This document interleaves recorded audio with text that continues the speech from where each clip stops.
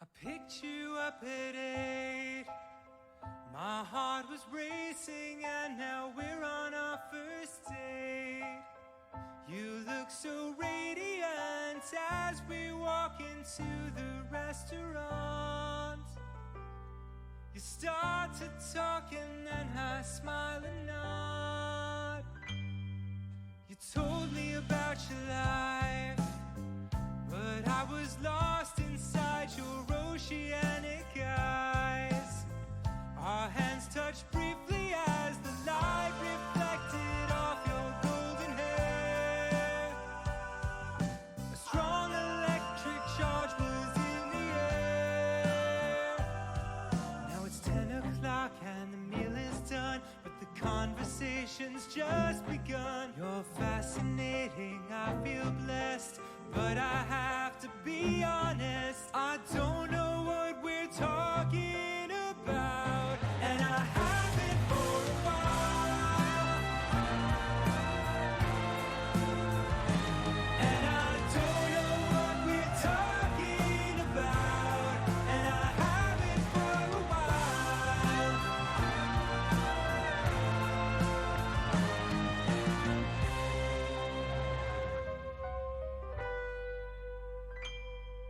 My eyes are open wide.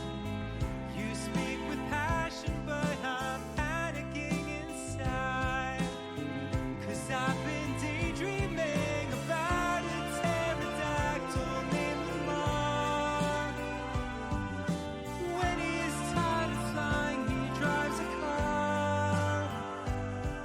He's got to get to work on time. His nursing job is on the line. His wife is always on his case. Why can't she give Lamar some space? I don't know what we're talking about, and I haven't for a while. And I don't know what we're talking about, and I haven't for a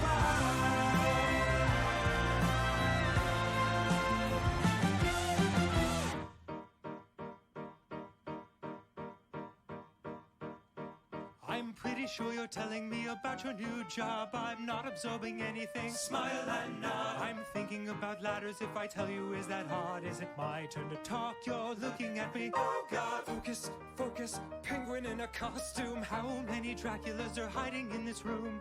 Marlon Brando was so very handsome in his prime. I'd make an awesome cop if I could stop committing crime. I don't know what we're talking about.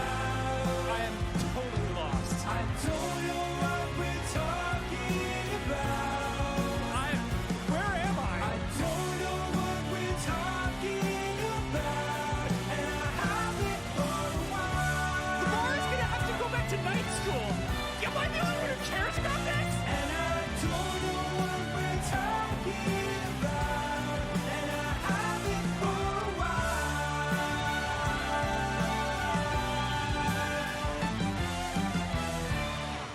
Anyway, why don't you and I go back to my place and, oh, I see you left at some point.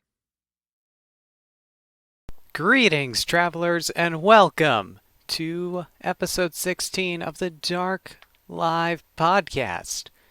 If you didn't get that intro, it'll become kind of clear later on in the show. Hi, everyone. I'm here with Liv to win. As always, it's awesome to be on the podcast. A lot of fun. For another one. Yeah.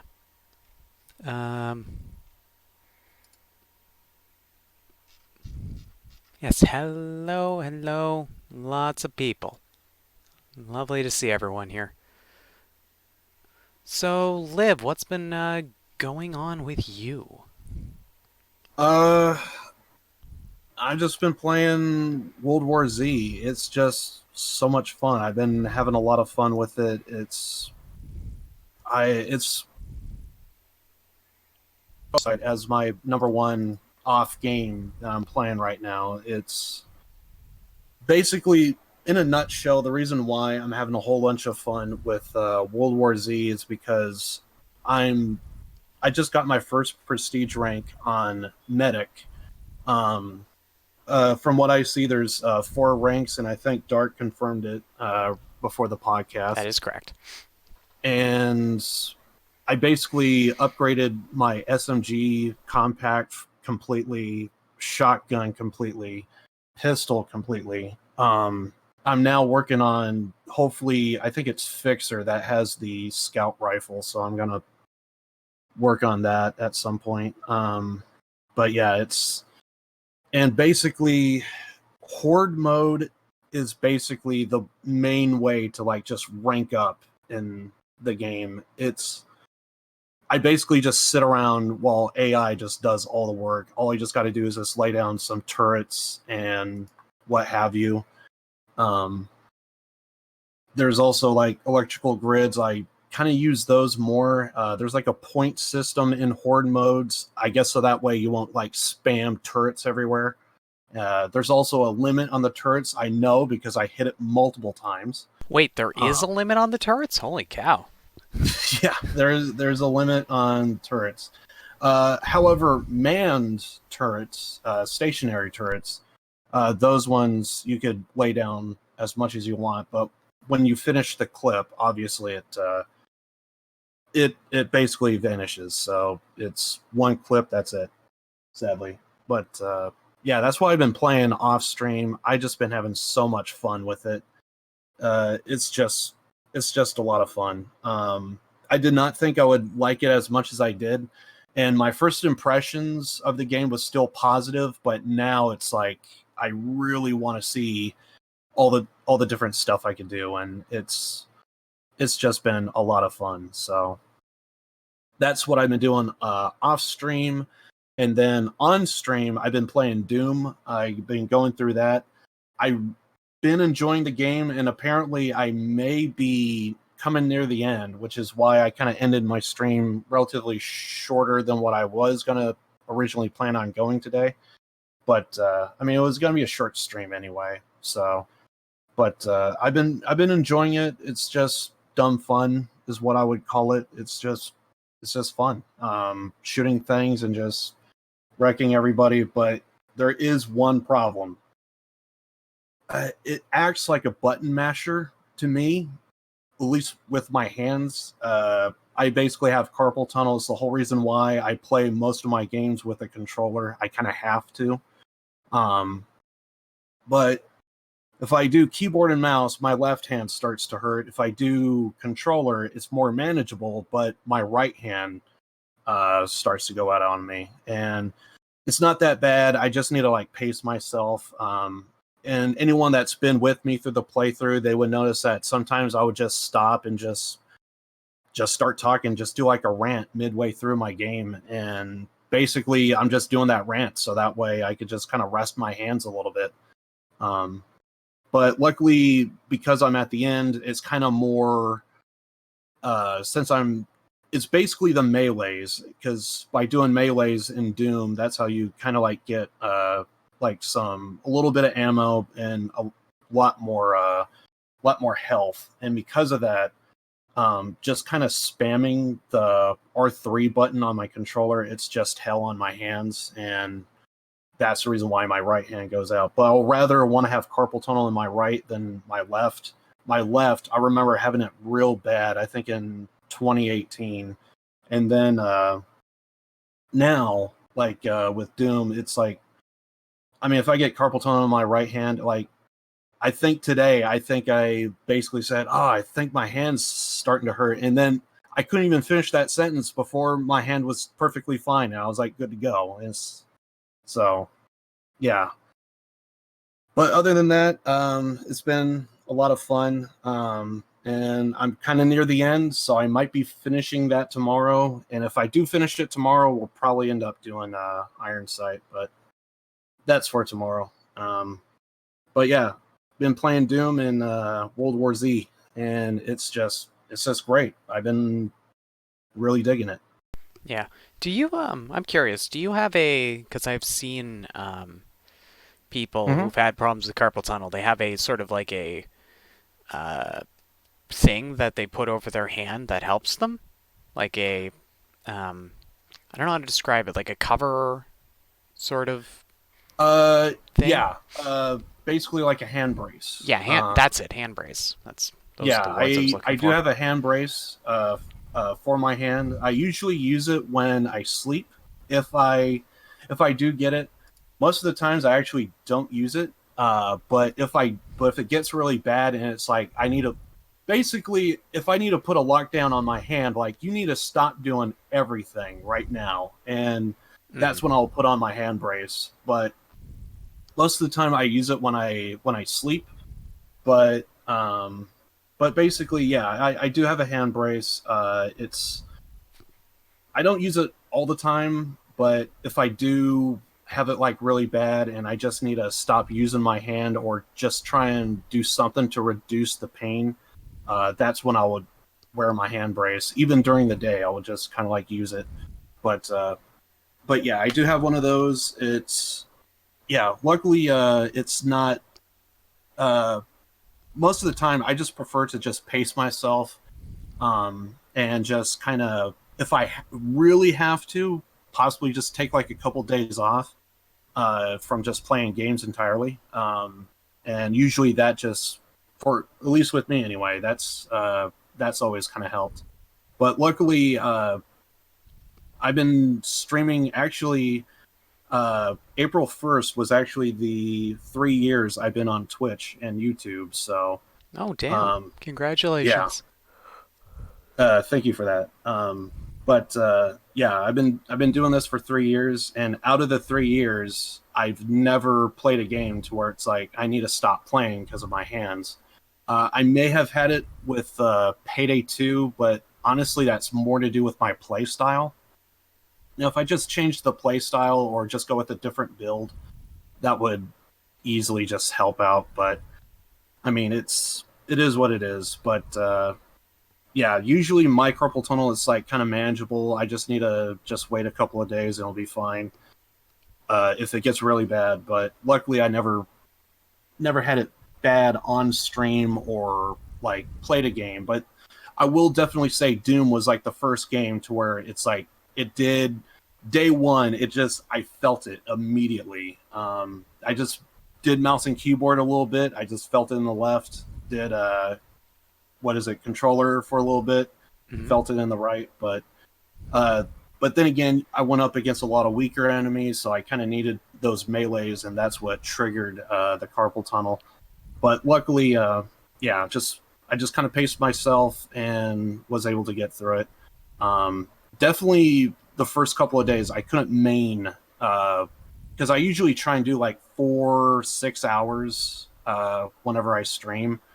I could not do that doing Doom. I had to switch over to something else, and I would do Iron Sight, which I kind of have like a controller mouse hybrid. It's really kind of weird how I play Iron Sight, but this is more manageable for me doing that. So that way, with the mouse, I could able to kind of get my shots more accurate, but also by having the controller, I'm able to reduce some of the carpal tunnel esque stuff on my left hand. So it's really more the left hand is what I actually don't have a brace for my right. I just have a brace for my left hand, and it's specifically because my left hand is just the worst when it comes to the carpal tunnel. So, but yeah.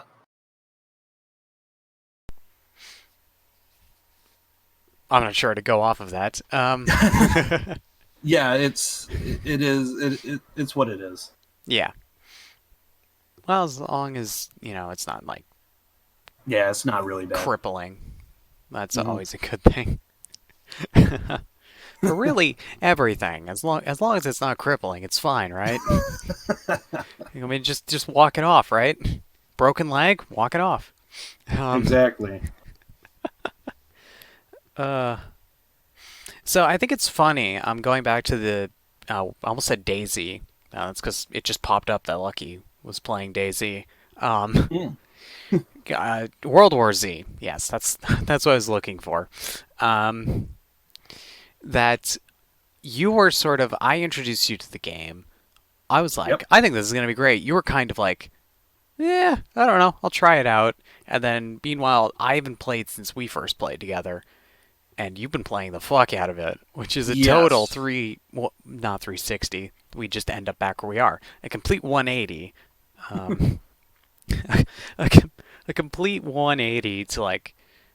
I mean, I really like the game, but I've been playing a lot of other stuff, working on hmm that. And then you've just been going ham at the game, apparently.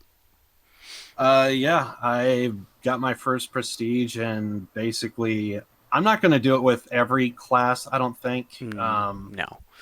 But definitely, I think I want my mains to kind of be prestige for sure. So, and it's just basically it's just a new game. And when I first played it with you, I'm just I'm kind of not that big into zombie games, but I don't mind playing them because I think I recently played Killing Floor 2 with Dead recently, and I know I played what is it, Left 4 Dead a couple of times, Hmm. Left 4 Dead 2 in particular, on stream multiple times. I think Rar was even with me a couple of times.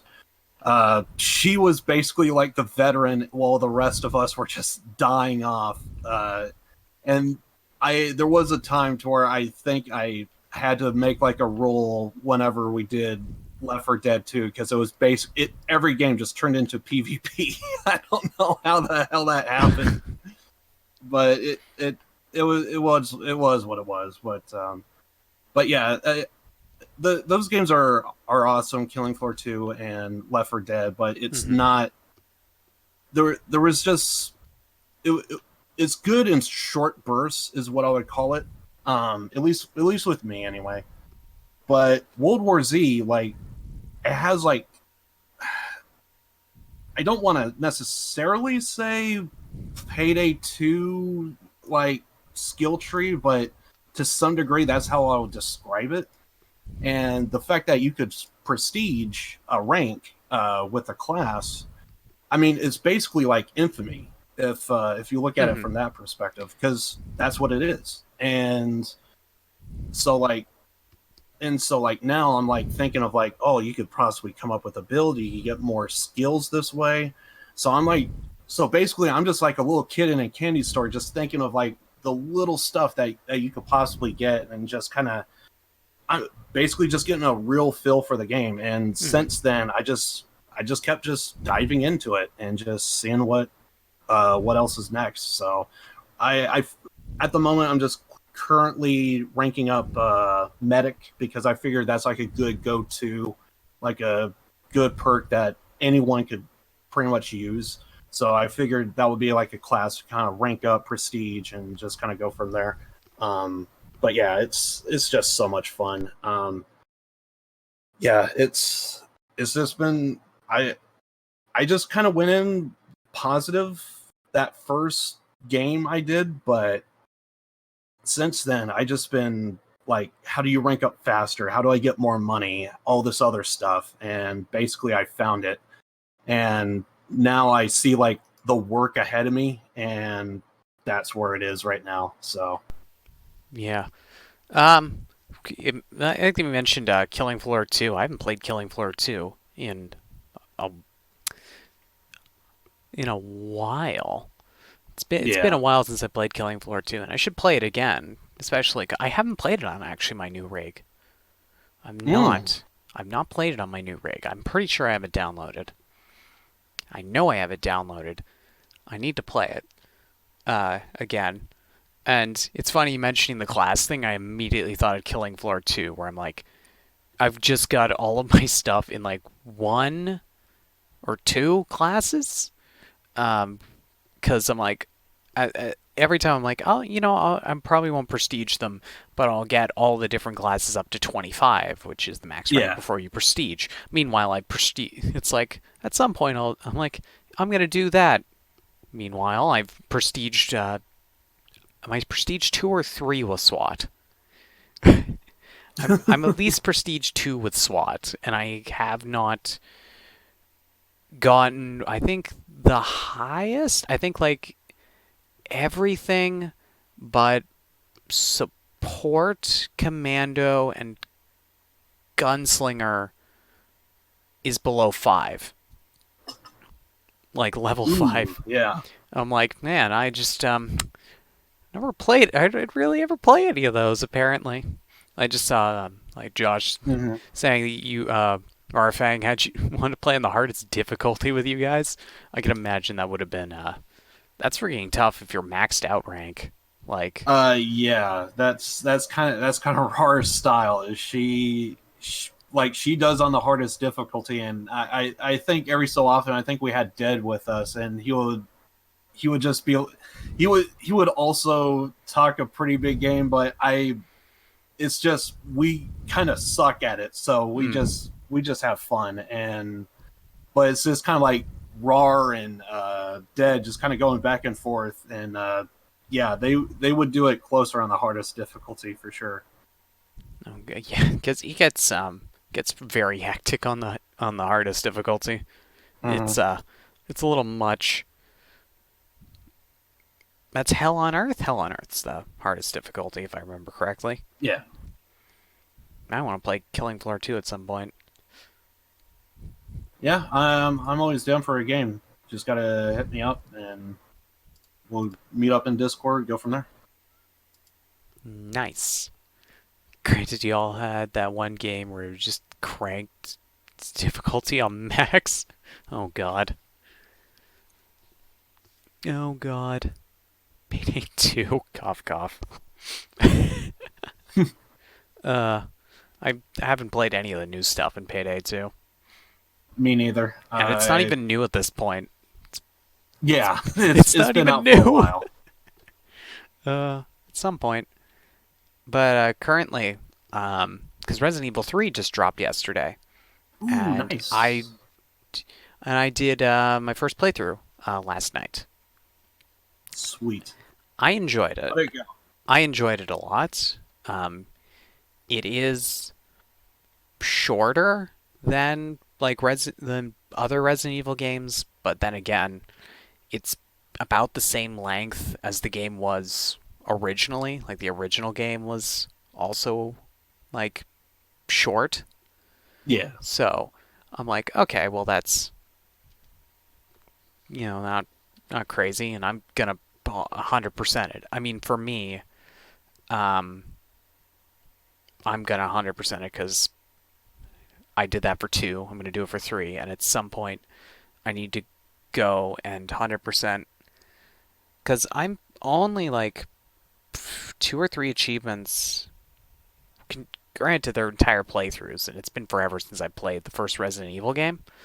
Right. But I've almost perfected that. I don't know why I didn't do it when I was on that whole month binge of playing the first game. Um, and then Resident Evil Zero. I did I did one playthrough, then I eventually perfected the Leech Hunt, which is a game mode that unlocks infinite some of the infinite ammo weapons, and I aced that, and then I didn't play after it. I'm like, I'm gonna ace it, and then I'm gonna go through do subsequent playthroughs, and then I just didn't do that. And at some point, I'm gonna have to. I did that all off stream, so I don't know. I don't know if I'll do the Resident Evil. Well, I might do the Resident Evil 1 remastered or remake. What is it? Remastered? I can't remember what it's called. I think it's just a Uh, remaster. Probably remake because that's what they're calling all the other ones. It seems like. No, it would be a remastered. It would be Resident Evil remastered because they just improved the graphics and they added a cut plot line, which I'm a little interested. I'm like, it's kind of weird trying to think of that this one little plot line that happens doesn't happen in the original game, and I'm trying to figure out like how does that work? because it's kind of weird when you look at stuff in like a full amount, and then you are like, oh, this isn't in the other version of it, and it's like, oh, how does that work? It's like you've watched Lord of the Rings, right? No. Okay. For anyone who's watched Lord of the Rings, if JoJo's here, do you 100% agree? The only way to watch Lord of the Rings is the 3-hour expanded editions. Like the full, they have everything in it, and those have been the only ones I've ever really watched. And then I watched about a month and a half ago on Netflix, just through one of them on Netflix, and they have the theatrical cut, like with all the extra stuff cut out, and it is just,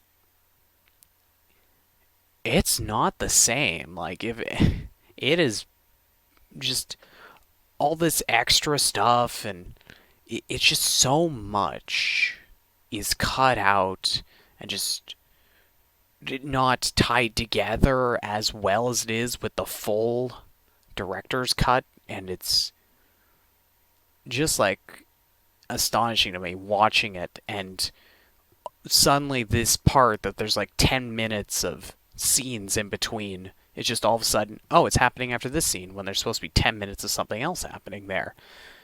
Or this plot line's supposed to be, certain like plot lines are not even in the movie, and it's just so, it's just so weird when you're so used to seeing it in its entirety, and it's just like, it's just not there.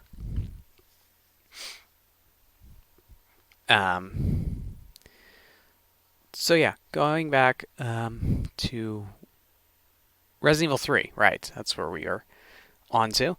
I had to remember for a second where I was going with this. Oh, right, let's talk about the stuff. Anyway, back to Resident Evil 3. Little sidetrack there. Mechanically, I really liked it. It's reasonably, like, it's pretty much Resident Evil 2 controls and such, with a little bit of an upgrade, which is good, because the Resident Evil 2 controls were solid.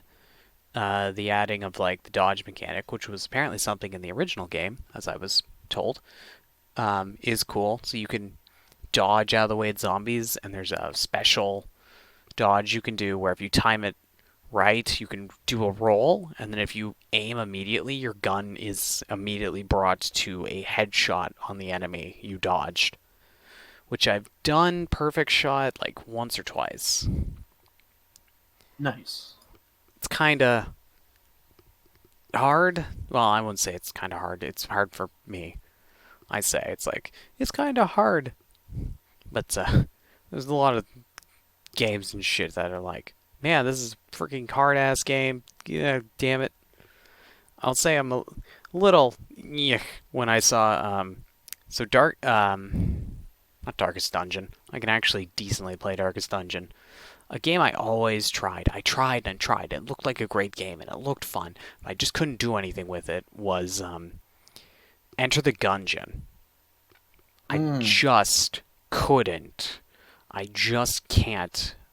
I made it to the 5th floor, which is the final floor, twice in the some 100 or so things. And I just, the one time I made it was because I had a super overpowered gun. That was just awesome.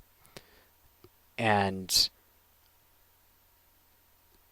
I probably wasn't going to beat the final boss because I've never been able to reach it, so why would I be able to beat the final boss, which is incredibly hard. And even the final boss is not the final boss. There are many harder final bosses in the game, and I'm like, I can't even make it to the 5th floor, let alone the freaking 20 other things that are after beating the final boss.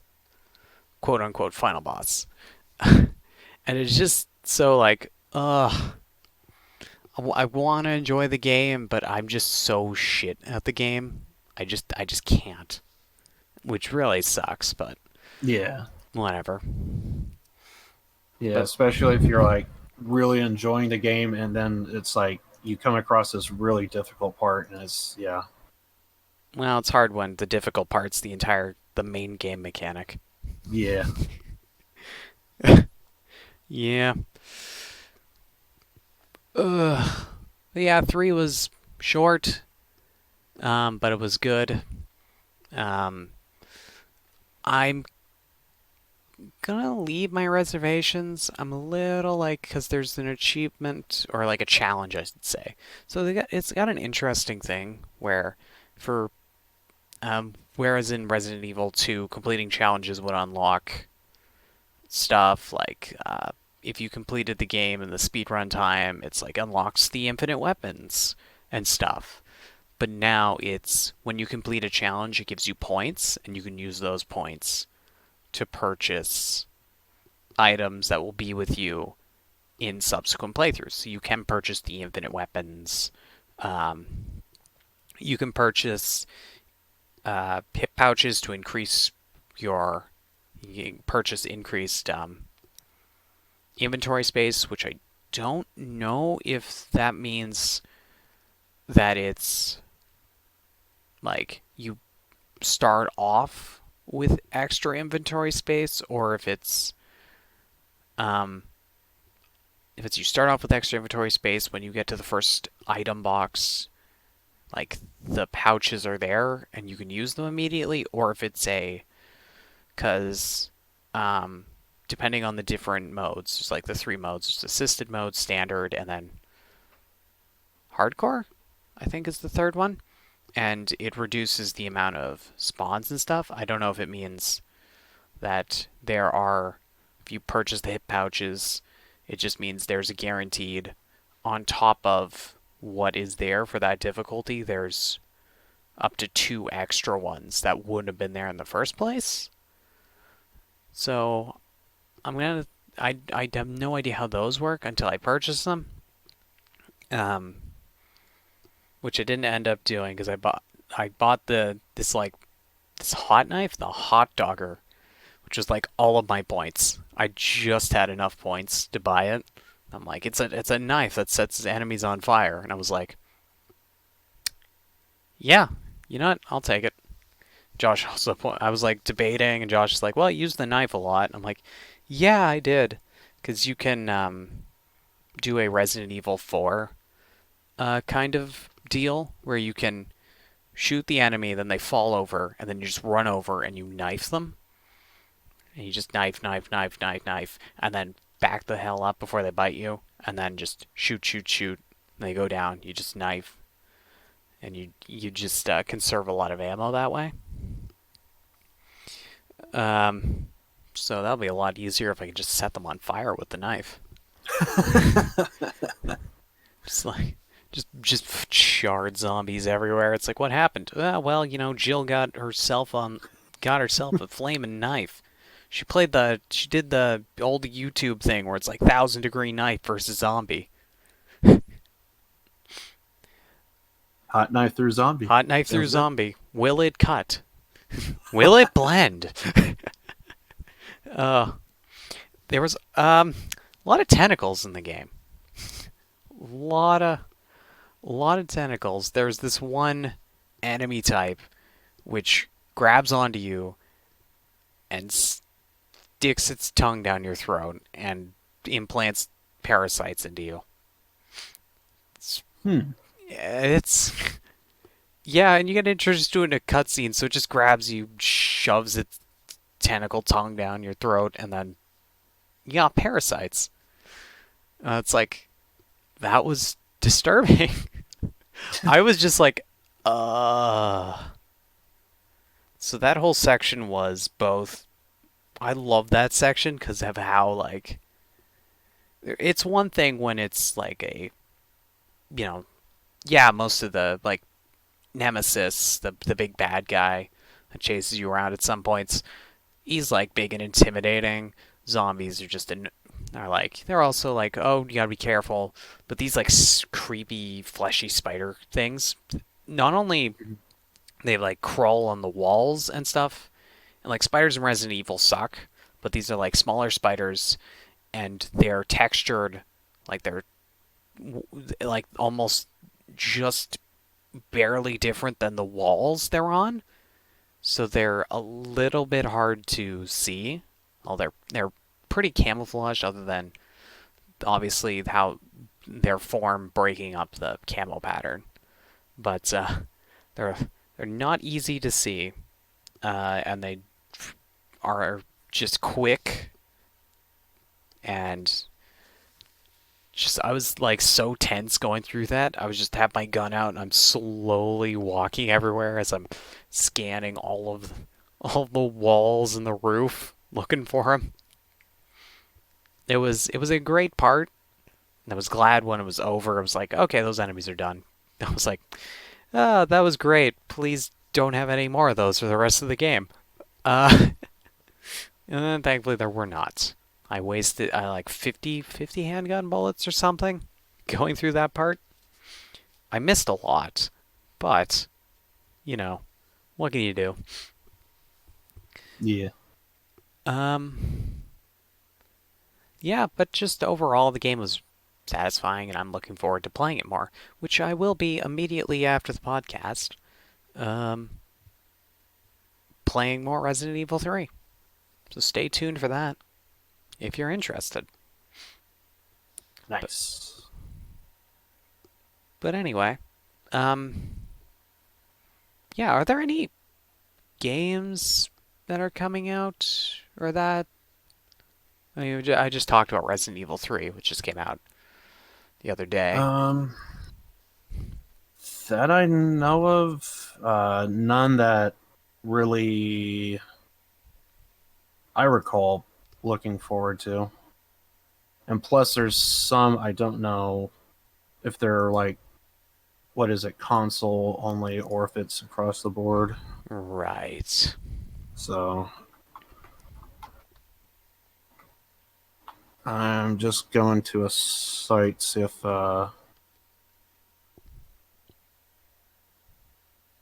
should have a list here. Damn, where is it? It's gonna take me a few to think of something. I think that's it. Yeah, because I can't think of anything off the top of my head. Resident Evil 3 has really been the only thing I've been looking forward to.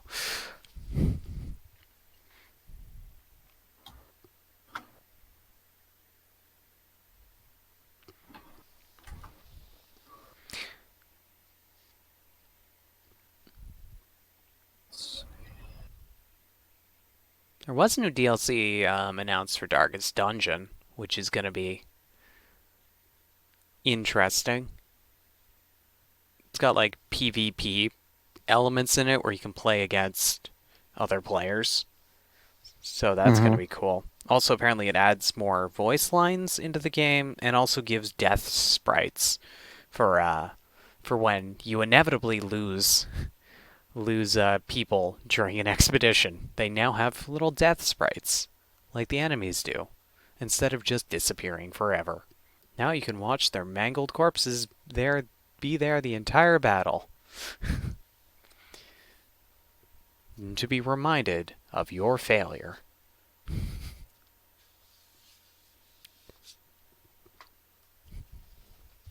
Okay, I have a list in front of me. So yeah, there's Resident Evil 3, which already came out. Final Fantasy VII Remake, but that's for PlayStation 4. Dead by Daylight, that should... Oh, okay. Yeah. I was gonna say, Dead by Daylight, that already released a long time ago. Why is it... Oh, probably new expansion, right? It's new expansion. No, it's coming out for mobile, apparently. That's weird. Curious how that would work. Dead by Daylight's a game I need to play again because I've got it downloaded. I've got so many games that I'm like, I want to play these on stream later. I just haven't. They're all downloaded. I just haven't played them. Oh, no way! Persona 5 Royale released! Oh, damn it! Persona 5 Royale. Yeah, it's basically Persona 5, but they slightly updated it and they added more stuff to give it more of a. You're like able to play a game of pool and stuff. I remember that was one of the things they added. But you could do like more mini games but it's basically exactly copy it and paste Persona 5, but you're able to do a little bit more stuff. Apparently that released back on March 31st. I really wanted to play that, but yeah, it's only for PlayStation 4, it appears. Yeah. Well, Persona's one of those games I saw it played like by once. Like one of the streamers I watched, they played like it once. I was like, that looks like a really awesome game. I'd love to play it. Oh, it's for just a PlayStation? Crap, I'm not buying a console just for one game. Yeah, I actually bought Persona 5 for PlayStation 3, and apparently it's broke as hell because it keeps hard craps. I couldn't. Kind of weird to have that freaking play, but is definitely. I have and I Oop, you're might cutting out a bit, I think. Oh, there we go. I we just good? had a bit of a connection issue. Oh, okay. But yeah, I think I have high hopes for Persona 5, and I hope, at least, I have a slight prediction that it may at some point release to PC. I just don't know when. That would be interesting. Yeah, and the reason for that is because it is by Sega, and Sega and Atlas kind of work together. They're kind of pretty close. As a matter of fact, I think their U.S. branches completely merged, but they still go by each other's names. There's still a Atlas U.S. and a Sega U.S. But anyway, but they kind of work closely together, and Sega, like they released Catherine.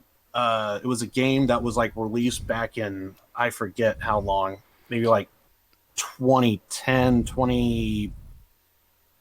maybe '08, somewhere in there. And then like recently, Catherine released to PC. Well, then there's also Yakuza, which also was just on console, just like most of their games, and they also released to PC as well. So I'm hoping that maybe this is like a trend to where some point on down the line they're going to console or going off a console into PC. And hopefully, if it's really good, they branch out to, of course, other platforms as well, Switch, Xbox One, so on and so forth. But yeah, it's Persona 5 Royale is definitely a game I want to play, but I just can't, sadly. Oh yes, I know Catherine, because that was the game that Michael got really angry with. Michael from Achievement Hunter, and actually I found the I found the video for that. Just play it. Where is my stuff? Where is my stuff? Where is my stuff? Where is the... Oh, it's that one. Oh, is that not going to work? Properties. Oh, that's why it's not working. But, here's... just because you mentioned Catherine, this was the first thing that came to mind. So... I just remember that was like a game that was released years ago, and like they all of a sudden just now decided, hey, let's put that on PC. So yeah, it just seems to be like a thing that Sega seems to be doing, and maybe they would if they work closely enough to Atlas, maybe Atlas would consider the same thing. And also on that note, because we're talking about new games, I think there are like early release copies of like what is it? Final Fantasy VII Remake. Whatever you do, there is a embargo on that. Make sure that if you are going to play that game, be careful, because there already was one streamer that got DMCA'd because of Oh, right, yeah, streaming embargoes. Yeah, you be careful of those. yeah, and basically I guess there was like some copies that released to Australia, I think, and somehow some people picked up some copies, and I think they decided to, well, because they're streamers, they decided to stream. Well, they didn't know about the embargo, and plus the wording of it didn't sound like they were going to straight up ban people's accounts. Here's the thing. If you get a game before, under any circumstance, before its official release date, unless you have express permission from the publisher, you should not be surprised when you get bitch slapped for streaming it or posting a video in it before it releases. But that is also the way of how to like really grow your channels, which is why people do that. Yeah, but that's like it is. There are people who have, well, if your channel survives the controversies. Yeah. But anyway, it was a thing I just happened to notice, and apparently somebody already got banned for it. But I think they bought the game, they received the game, and they just thought, well, by nature you could play it. But apparently there's an embargo. I believe it's April 10th. I think is when the embargoes will. Yeah. Are you saying limbargo or embargo? Embargo. It sounds like you're saying limbargo. I'm like, what the fuck's a limbargo? I pulled my limbargo. Yeah, it's a muscle. You never pulled your limbargo before? Oh, I broke my limbargo. Oh, God. But yeah, it's going to be, all that's going to be lifted April 10th. But yeah, so I just thought that was just something that maybe some people, because I do know Final Fantasy is like a major title that a lot of people are kind of looking forward to. So I thought maybe that'll be worth mentioning.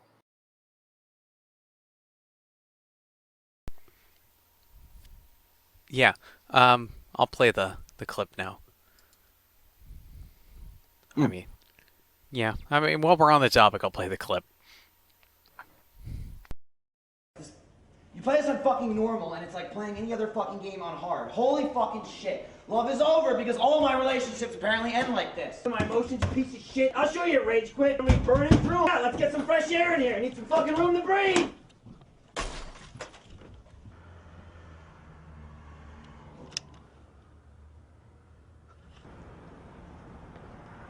Not done with you yet, you piece of shit. Fuck.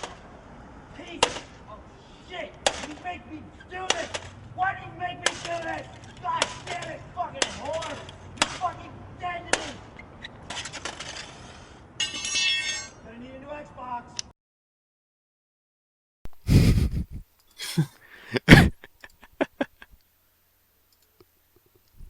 Yeah, that's...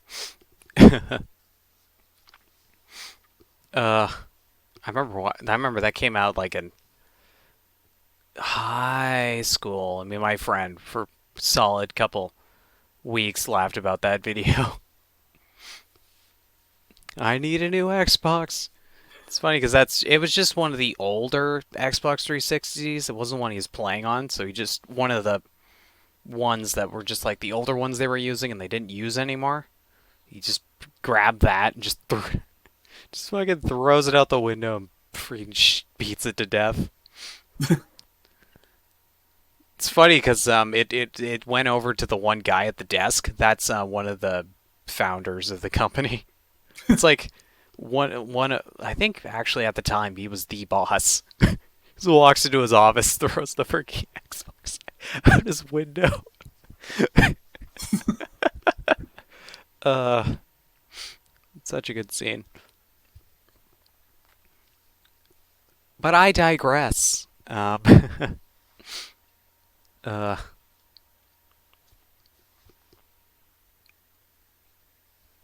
so yeah. What are we at right now? We're at trying to think of. We're at like 50 minutes. I think we should do the the clips and stuff right now. Yeah. Yeah, we should do the clips and stuff right now. Okay. Just need a second to send that over. What's the topic? Well, we were just talking about. We were talking about new games and stuff releasing and such. Yeah. Now, everyone, welcome to the clip part of the show, which I've never actually ever explained. We've just started playing clips, but we get some clips from Twitch and that, and we get some funny clips, and then we just have a section where we're like, yeah, look at these funny clips.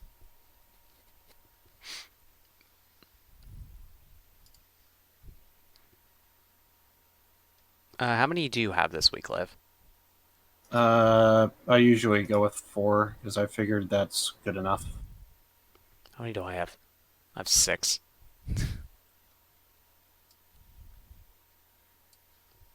Almost always I end up with just a shit ton. Oh wait, that was the same clip. Damn it. I'll delete that.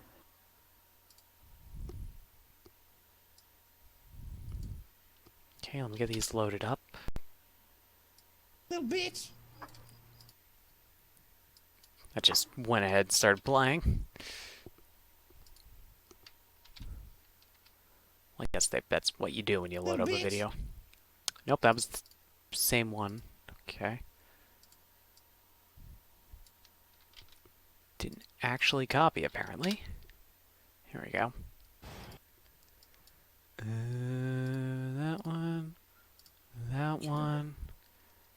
And then we have this one. And then we have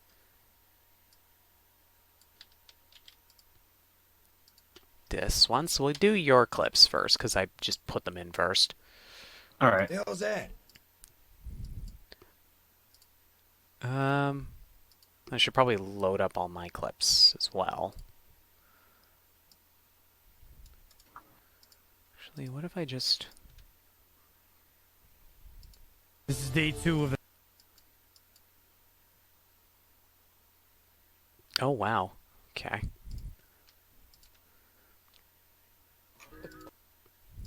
Guess it had... I'm like, man, I put that in there a while ago. I mean, it is 2 weeks between when we do these. Why don't you take care of this? Like in true me fashion, I got most of these clips just before we started. And you.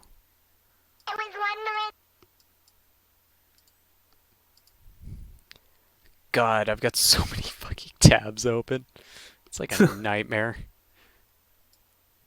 It's like nightmare fuel for like anyone.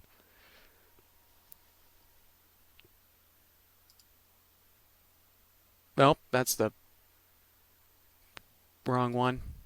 No, don't look. This one. There we go. Don't looking at the screen. Don't look at the technical difficulties. Showing the wrong shit. Okay. So, here's your first clip. Looks like we have a baby Yoda. Or the child. As it will be referred to until someone gives it a name. Alright. Let's play it. Little bitch. Shut up. Fuck you. Fucking get...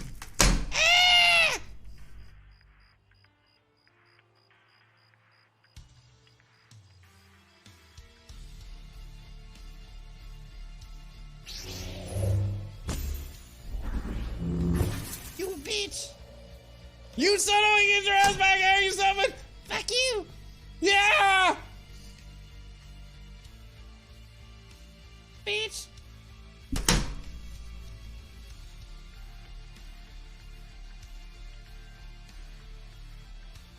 I'm gonna kill you!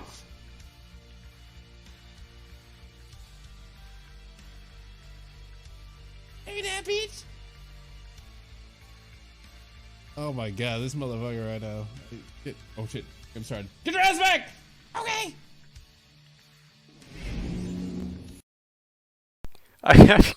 I'm guessing the the load times were very long. Yes, what happened is basically Tarkov just kind of blew up. So a lot of the bigger streamers were playing Tarkov, and basically the Tarkov servers was not anticipating a large influx of new players. And so basically you had like these really, really long load times, and a lot of the streamers, they would just, and I think this was around the time to when they first started noticing the long load times. So that the first couple of days, maybe even the first couple of weeks, basically you just had like streamers that would just kind of like dick around, and that was Anthony Kongfam. That was just he was a big fan of Star Wars, so he started putting up like this Baby Yoda poster kind of picture on the screen, and then he just started messing around just to burn time. And so as that's all happening, he's just waiting for the game to load. Yeah. So yeah. Oh god. Yeah, you know it's a long load time when you have enough time for a bit. Yeah. Oh yeah. You just got definitely. a fully fleshed out bit. That was a good little one. This next one, Silent Sentry. It's more of his Ziggy character.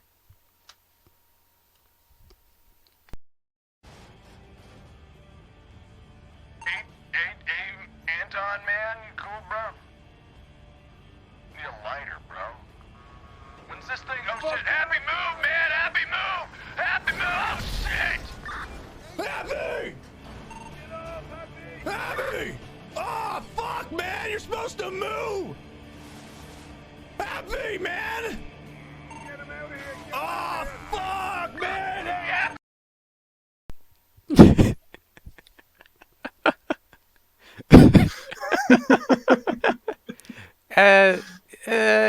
I think if I'm remembering correctly, those trains only show up if someone calls for them, right?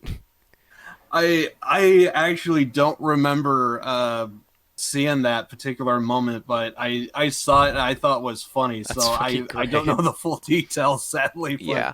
I'm pretty I'm pretty sure those trains only show up if someone calls for them and is riding on them. probably. But all I just know is it seemed like they were trying to do something sketchy, and well, I guess he parked his car in the wrong place or something. Either way, it's funny. Oh god, that was great. Yeah, can't stop the trains in GTA. Achievement made 3 videos trying to. Does not work. It just severely glitches everything that you try and stop it with. Is this Max Payne the next clip is from? GTA 4. GTA 4. You know what? I feel like I made a good guess. I feel like I could have made a proper guess because I recognized the map in the bottom left. Lost and Damn in particular. And this is from you. Yep. Some dickhead called Live to Win. Oh, I hate that guy. I've got a clip. If someone, Josh, can you find the clip where I did the thing in Rainbow Six? It's probably in the Discord somewhere. But let's play this.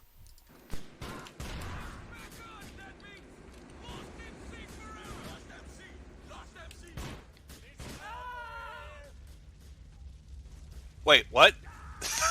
Maybe you should just stay in the clubhouse, Brian. So he was one shot the entire time?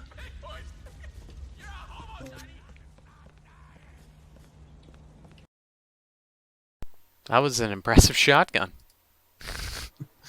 Yeah, it's a pretty good gun. It's if I'm not mistaken, that's the sawed off, and I just thought that was funny. You're usually that guy is supposed to fall off the edge, but you just take one shot at him, and he just plopped on the freaking.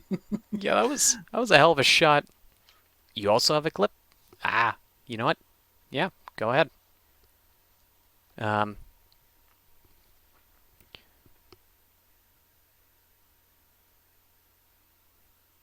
oh, Animal Crossing? This is probably safe. We'll play that after. Just load that up. Yeet.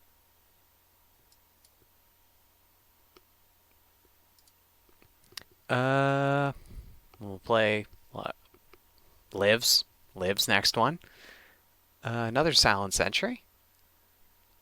Well, let's go. The hell's that?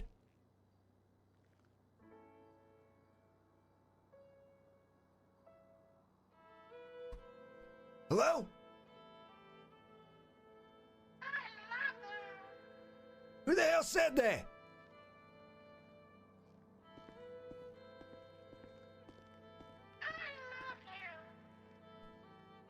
Who's there?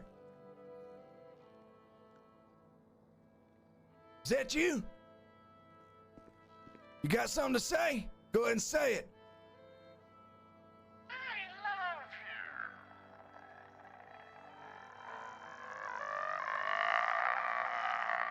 Yeah!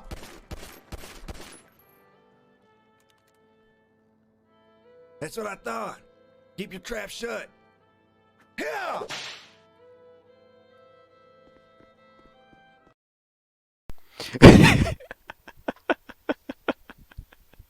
I do believe that is not the only time.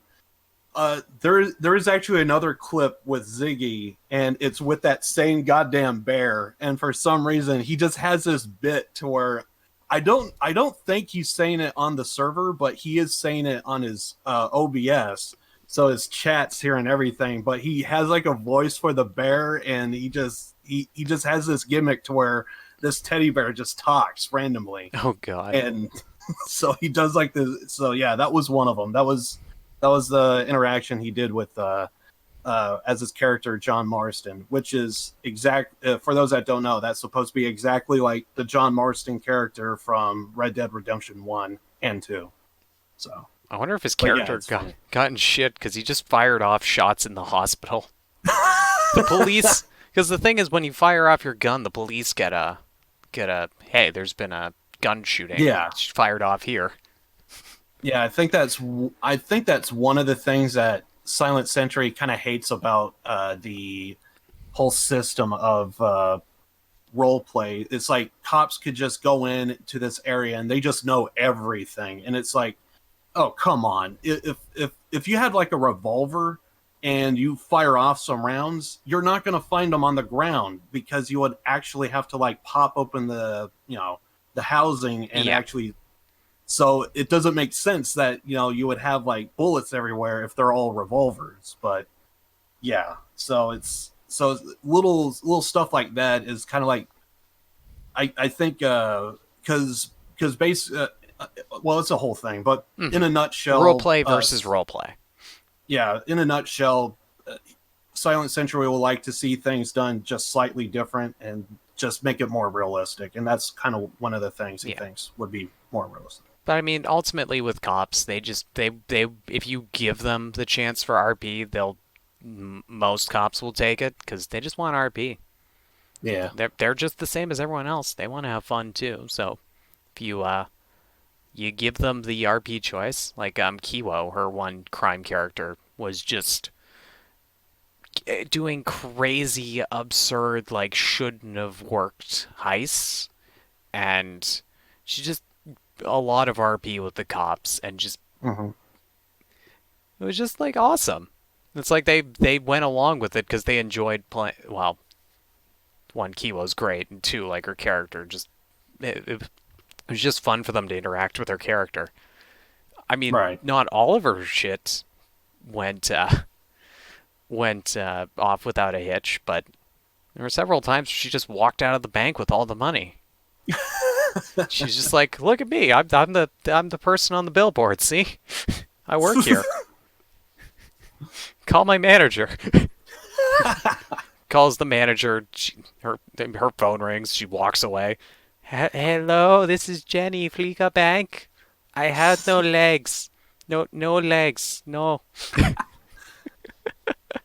I miss me immersion. Anyway.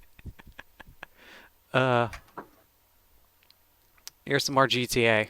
Hard to pay. Let's get into this. This is day 2 of the Teletubbies War. This is unlike anything the city has ever seen, Vinny.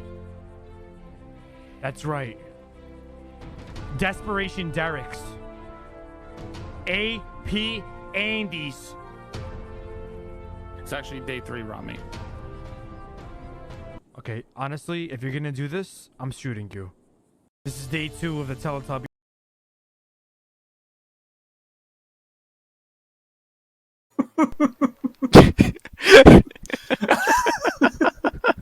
I just love that he had it queued up perfectly so he could cut the music. It was just like it's like I don't think that was planned. It was just like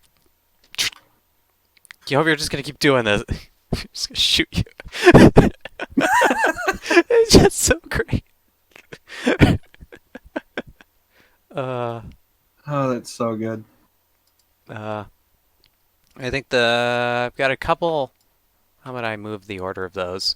Got a couple clips here from good old Ray Narvaez Jr., aka Brown Man on Twitch, from the Rick and Morty VR game, Trover Saves the Universe. So I got a couple clips from that because he finally played that game, and I watched the last 2 hours of his playthrough. I got to go on his YouTube and watch the first 2 because it's totally gonna be worth it just watching his reaction to everything. But here we go. The first one. Oh my god, my heart! I think I'm having a heart attack! Oh shit, he's dying! Donnie! Donnie! Oh shit, he's dead! Oh shit, you got an achievement! That makes it all worth it!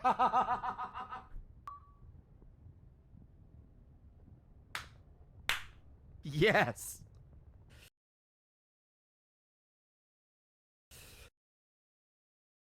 You know, this would be a pretty good place for the first day. Got a little slow there a second. Also, great timing for me to have my mic muted because I just got the friggin' government's been sending like alerts on people's cell phones being like, hey, you know, take the stuff seriously. Yeah. Don't go outside.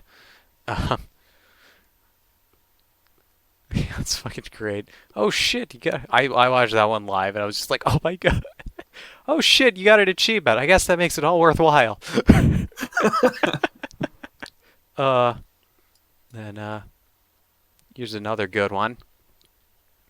Actually, really the whole game is just, if you like Rick and Morty, just the humor in the game is just if you like that kind of humor, this game's just great. And it's no longer VR now. It's, you know, you can play it with a controller. But, yeah, here we go. The next one.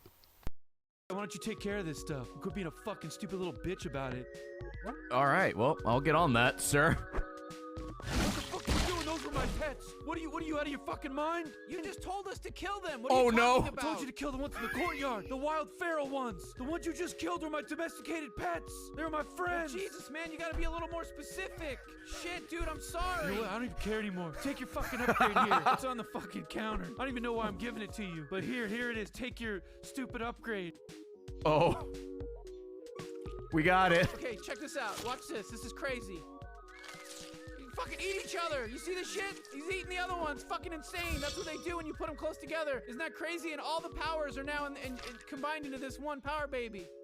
And here we go. We're ready to double jump, baby. We got the double jump now. You fucking murderous, evil bastard monsters that killed my fucking best friend. I gotta go. I gotta move on. I gotta pack.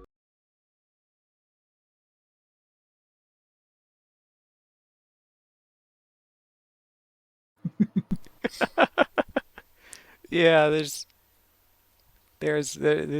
great. It's yeah, if anyone's watched a playthrough of that, it's a funny ass game. We can double jump now.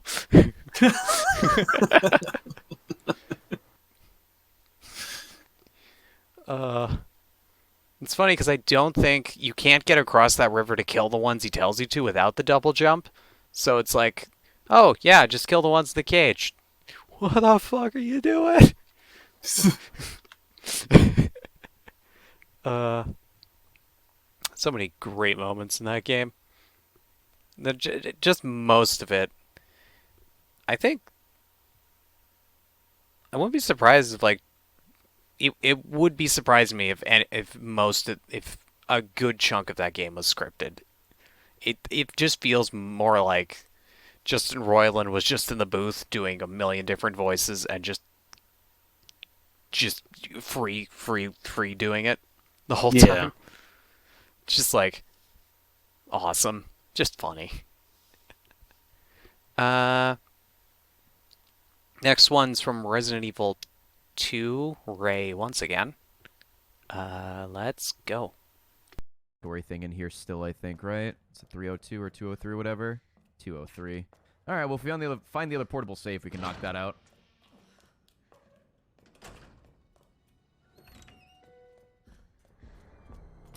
Here comes Dad. He sounds mad. Where? Oh my fucking god! He's right there. I found him. Hey, man.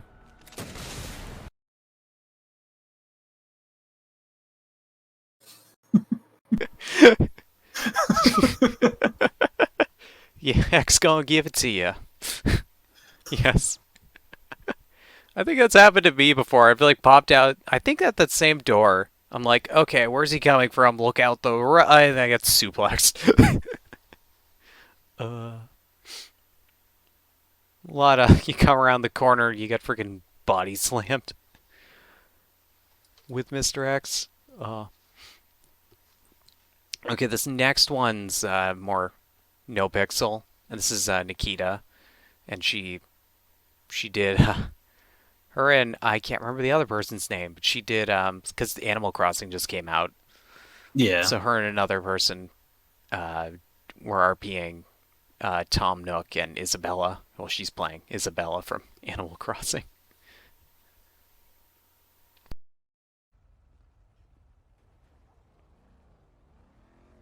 Hello?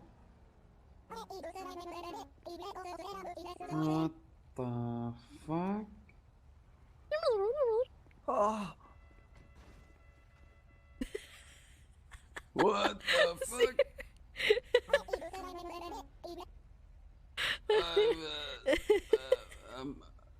I'm good.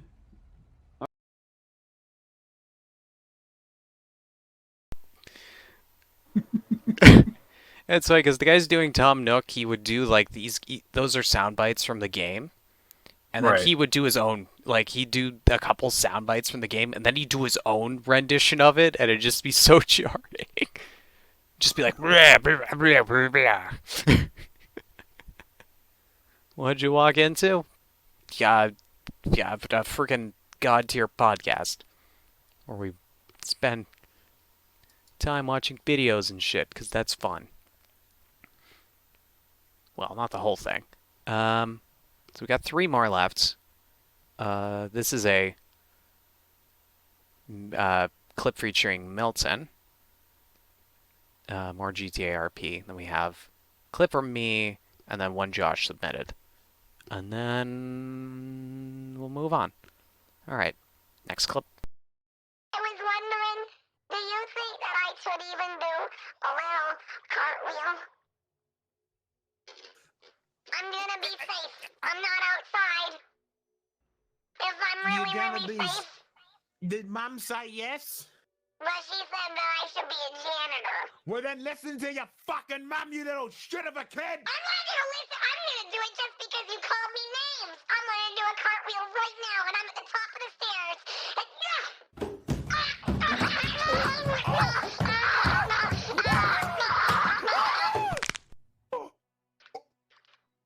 was that noise?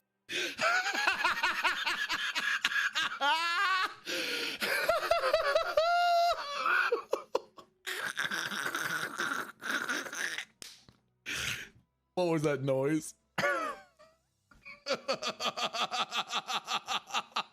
There you go, chat. You wanted a permathon? There we go. 100. Wow. I love the crack. Yeah, everyone's Oh, like, man. you get used to it. I think every phone call Milton makes is Fran. Fran dies at the end of the phone call. I call the police. No. Dies. She drinks bleach, gets hit by a car, runs with scissors. So here's a clip from when I did Rainbow Six Siege, and this is probably the most clutch thing I've done ever in this game, and maybe ever in video games. So let's watch this clusterfuck that somehow worked out. Yep, I heard him. I heard him. I heard him. I heard him. Shit, I am so... This is not a good spot. I'm in such a bad spot. There's another person... Oh my god, they're all around me. I know exactly where they are. I'm fucked. Oh shit. Oh shit. Oh shit, I hear them. Oh fuck. Oh, okay. Oh god. Oh my god. Holy shit.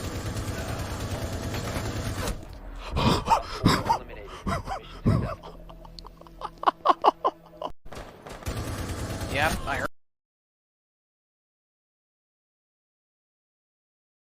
Dude, you fucking aced that. Almost. I almost aced it. I killed 4 of them. 4. I think either Josh or Ray pointed out to me I almost got an ace, and I was like, shit, that would have made it even better. Yeah. I guess I didn't. It looked like you got that first guy, but I guess that guy got away. But yeah, damn, that was super clutch. I was just panicking so much. I was like, oh god, I'm gonna fuck this up. I was just spraying. I just can't believe I did that. There were so many of those that I shouldn't have succeeded in. Yeah. But I did somehow. So this one's from Josh, and he says, backstory. Streamer was playing Animal Crossing, and I asked him to put an uwu on his hat. He did. Okay?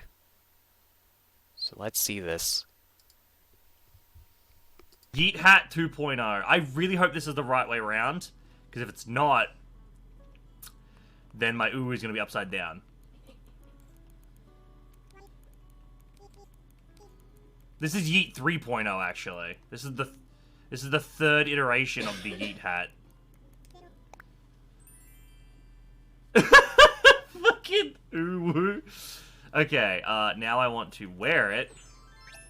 Okay, cool. So you see, normally it's like, you see the Yeet Hat, right? Yeet Hat's perfectly fine. And then I turn around.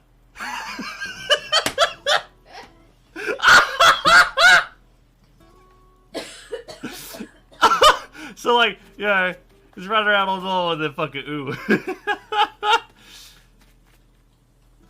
I kind of wish the yeet was on, like, this, I wish it just revolved around, like, this moved. Okay, Yeet Hat 2.0. Someone's having fun with the Tips Fedora Tips Fedora uwu. It's the new My Lady. It's just uwu. A lot of people having fun with making your own custom clothing in Animal Crossing. Yeah, I noticed JoJo was one of those. I was kind of playing it a lot, so. Oh, I'd play it if it wasn't on the Switch, I'll be honest. Switch is having some pretty decent games, I want to say. So It's had a freaking great. I mean, I think it's the best lineup of games on a Nintendo platform since maybe the 64. 'Cause that's the only one I've ever played. Wii didn't really have. It just had a lot of gimmicky games. Yeah. Playing off the controls, nothing really great. But like Switch launched with Breath of the Wild, which was a super good start for it. Yeah, I hear some people really enjoyed Breath of the Wild, and I think it was on some people's Game of the Year. So yeah, yeah, there are several. I can't remember all of them. I know there were more like damn good games that released for the Switch, but yeah, Breath of the Wild, and then now Animal Crossing. There are several years in between those two games releasing, but Switch has been solid. A solid game platform. Also convenient. Oh yeah, because it's like you could both have it as a console and portable as well. Yeah. Yeah. I mean, it's gimmicky, but it also has good shit on it, so yeah, I can forgive the gimmickiness. I mean, well, as long as it has good stuff on it, like you can be like, yeah, the gimmickiness is good in such a case. Okay, so hey everyone, remember, I don't know if anyone watched the opening when I said hello travelers. I think because Liv laughed. I think he knew the reference I was going for there. Unless you didn't. No, I actually kind of missed a little bit of the intro. Well, I was, Claptrap. He says that. Oh yeah. I forget. It's really kind of. I have mixed opinions with Claptrap. There's moments to where it can be funny the first time, but after a while, it's just, can you please stop? So I'm kind of like that. I like Claptrap for 99% of the time, or well, I guess 9 times out of 10 I like Claptrap. And there's that one time I'm like, okay, yeah, that's and I forget all of his different voice lines that he says. So yeah, he's got a lot of them. He does. I was thinking of breaking down my name into I'd be like, hello travelers, I am podcast bot D4RK F0X47. You can call me Dark Fox. I thought of doing that. Actually, that came out a lot smoother than I thought it would. Maybe I should have done that in the opening. Quick, cut that in. Cut that in. Pause it for just enough time that that voice line can be put in. Editors that we don't pay and don't have, get on that. But yeah. So I know. Well, Liv, you said you've only played the second one. You haven't played the pre-sequel. Yeah. I think except for 3, I think I have every game. I think I know I got the pre-sequel. I know I got the first one, both the original and the enhanced edition. Gotti, Gotti edition. But yeah. And yeah, so I have those, but I only played the second one, and I've been meaning to play the first one and the pre-sequel and all that.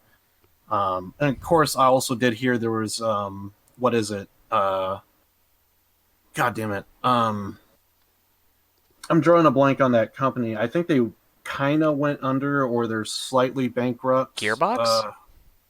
2K or Gearbox. There is a Borderlands they both novel-ish interactive something or another. I'm drawing a blank. Oh, I know. You mean the Telltale game? Yeah, Telltale. Tales from the Borderlands. And Oh, I also heard of that, but sadly I haven't played that either. I don't even own it. But Yeah, I wanted to play that now because when I watched it, I first watched it on Ray's stream. I'd never Mhm. played Borderlands before, so when and certain I characters died, Mhm. I was like, okay, they seemed cool, but I didn't have any attachment to them. Now I'm Yeah. like, yeah. So I'm just like, I want to play that now. I'm like, that'd be awesome. I'd totally play that on stream, but I have no idea where the hell you would. There's maybe a way to get a Telltale game because they took it off all the officials, which is I don't understand why they took it off everything. They just the games are gone. Hmm. Is that normal for when a game company goes over? They take all of their games off places because I feel like there are a lot of games that would not be available if that were the case. You think there? Yeah, you think that would, but I don't know. Anyway, but I heard that that had like a lot of like really good, like it had like really good dialogue, and it really captured a lot of more like the writing of like just classic Borderlands. And Mm-hmm. so when I heard about that, I wasn't too impressed when I first heard about it, but then I started thinking, maybe there might be something there if you like really enjoy the game. So I played two, absolutely love it. I would say it's just kind of like what I said about Doom. It's just kind of just dumb fun, except with Borderlands, there is like moments to where they do try and be very comical, and sometimes it could work. Um, and also, I love the references to a lot of this stuff. I think there's like I forget which mission it was, or well, actually, no, actually, I think I heard it from a friend. They came across a mission, and it was a reference from an old cartoon I used to watch called Rocco's Modern Life, and I thought that was kind of funny that they would add in like just a whole bunch of different stuff, and sometimes it's subtle, like with the name of a mission, or other times it's like kind of a little bit more obvious than others. Um, but yeah, it's very good. It's very good. It's I've played it multiple times with Dead. We are just basically just kind of grinding and just well, not really grinding, but like really trying to get like uniques and all that stuff. So and going into like Vault Hunter mode, Ultimate Vault Hunter mode, that sort of stuff, and it was just a lot of fun. Just it's really a game for friends, but you can also have a good time in it by yourself as well. Um, but yeah, it's a very very fun game. I just kind of been taken back by other games, and I just don't feel at least at the moment a need to jump into Borderlands 1 or pre-sequel immediately. But if I wasn't tired that one day, I probably the last time Dark hosted, he actually jumped right into Borderlands 1. I would have been right there with him if I wasn't so tired that day, sadly. But yeah. Um, but yeah, I played Borderlands 2, absolutely enjoy it. I'm hoping to play Borderlands 3, but I'm not I think it would come down in price, and I'm guessing there's going to be like a lot of DLC content and all that stuff. So um, I want to see if there's I don't know something or another, but mostly I think it's going to come down in price. So Yeah. Well, when it first released for Steam, it was 50% off. Oh, nice. So I picked it up then because I'm like, well, it's probably not going to get any higher than 50% off because it's a AAA game, and those usually don't go higher than 50%. Well, it depends on how old the game is. or how popular it still is, I guess. But 50% is really good for one of those games. But yeah, I ended up playing all the Borderlands games off stream because I don't know. I could totally stream them, but at the same time, there's just so much time to go into them, and I want to play the game more than I want to stream. So Yeah. I just want to take it at my own pace and look at everything and do all the quests and try and do a lot of the challenges. Like,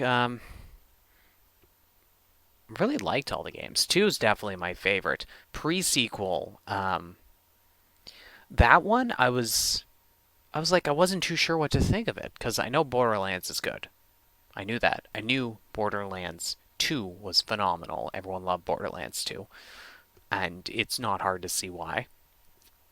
And pre-sequel was just not one that I heard about really or had any impressions on, which kind of worried me. But I thought I super enjoyed it. It's basically the pre-sequel is just the rise of Handsome Jack is what that whole game is about. And it does a lot of like the origins of elements of the origins of Handsome Jack, origins of like some of the units, the Hyperion units you fight through the game. Mm-hmm. Like just super cool. I really enjoyed it. And just seeing the breaking points where Handsome Jack goes from psychopath hero to just complete psychopath is super awesome. Like it's just super fun. And then there's the one DLC for which is where the claptrap one, which is despite the whole thing being claptrap, it's really good. It's like great pacing, like the levels are cool. Just the stuff you do in it's cool. I played as Claptrap for pre-sequel because I was like, why not? And I had a lot of fun playing as Claptrap. I was worried I was gonna get annoyed by him, but I liked his dialogue. His dialogue in pre-sequel. I was like, no, this is all good. Question: what kind of what did you class did you like the most? Sadly, I don't think I played all the classes, but I think I only played 2 classes, and I forget the names of them. But basically, I think one of them was I think it's Maya. I think is her name. I know I played her class, and then Maya, the Maya, siren. yeah, The siren. yeah, Maya.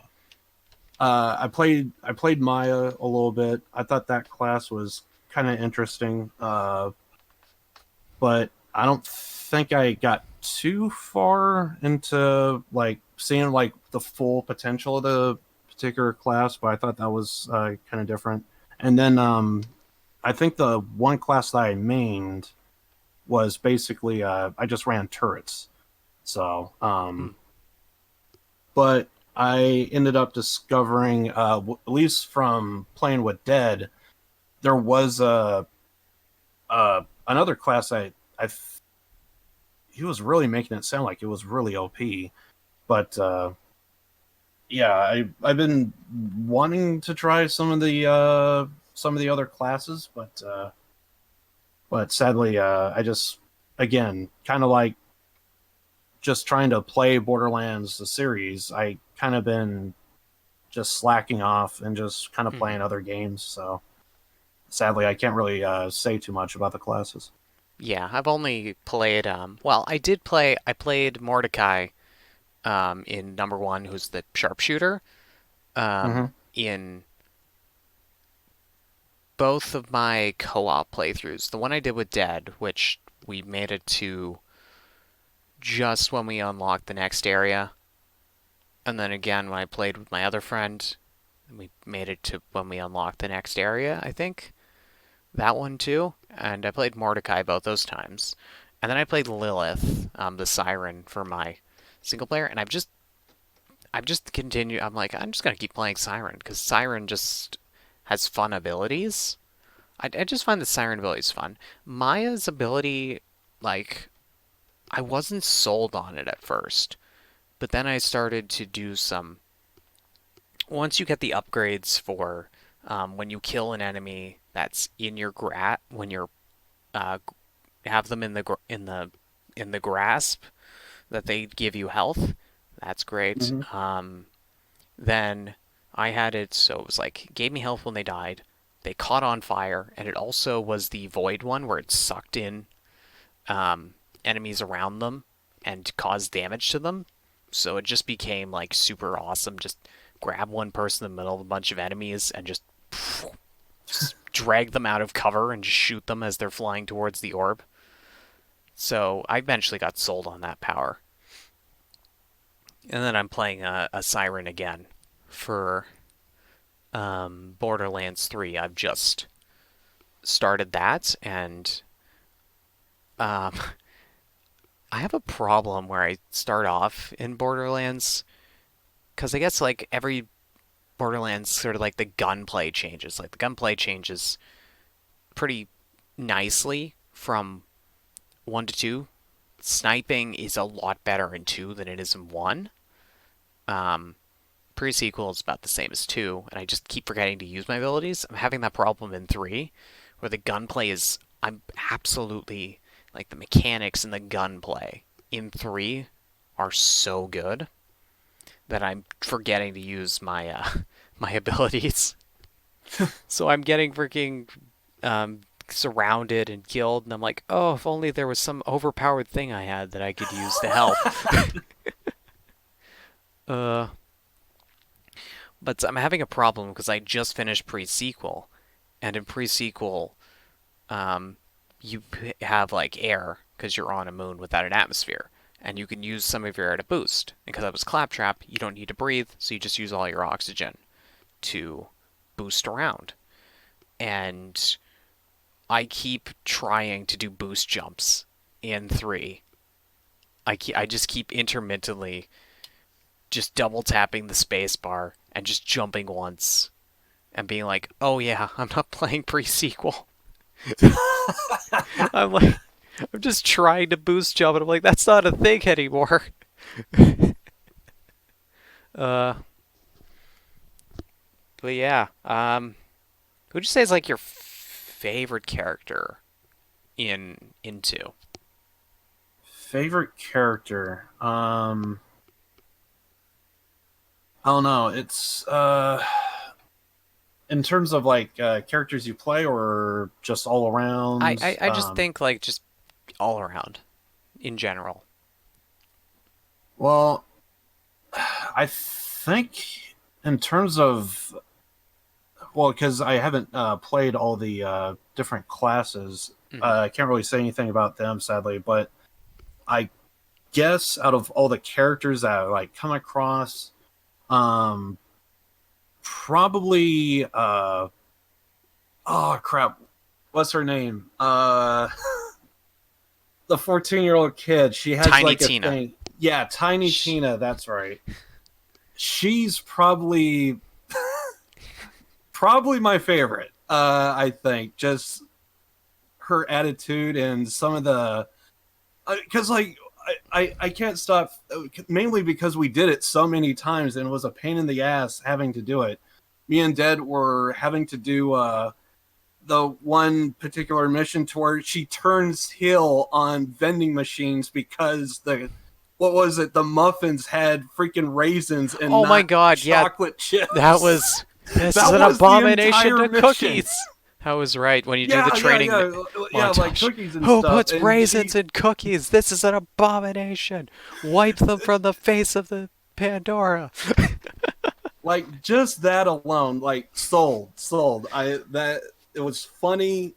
I mean, just that alone, like I was sold. I just thought it was funny of like just how she was, and then like she bites into one and then realizes it's raisins, and it's just like, now you got to destroy the vending machines. And I like just everything about that. When you think about it and even try to explain it to somebody, it sounds stupid, but that's kind of Borderlands. Is Yeah. you know you. I mean, you kind of do stupid stuff. So to be fair, I'm like, I don't agree with people.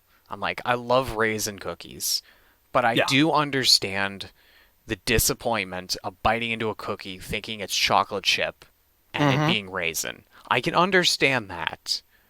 Like, I can 100% understand it's like, oh, chocolate chip cookie. Oh, it's fucking raisins. God damn it.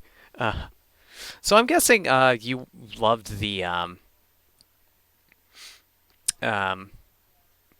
you love Borderlands, haven't played 3 a lot, but 2's definitely your favorite. Yeah, 2's just great. It's a solid game all around. So I'm guessing, Liv, that you liked the D&D one.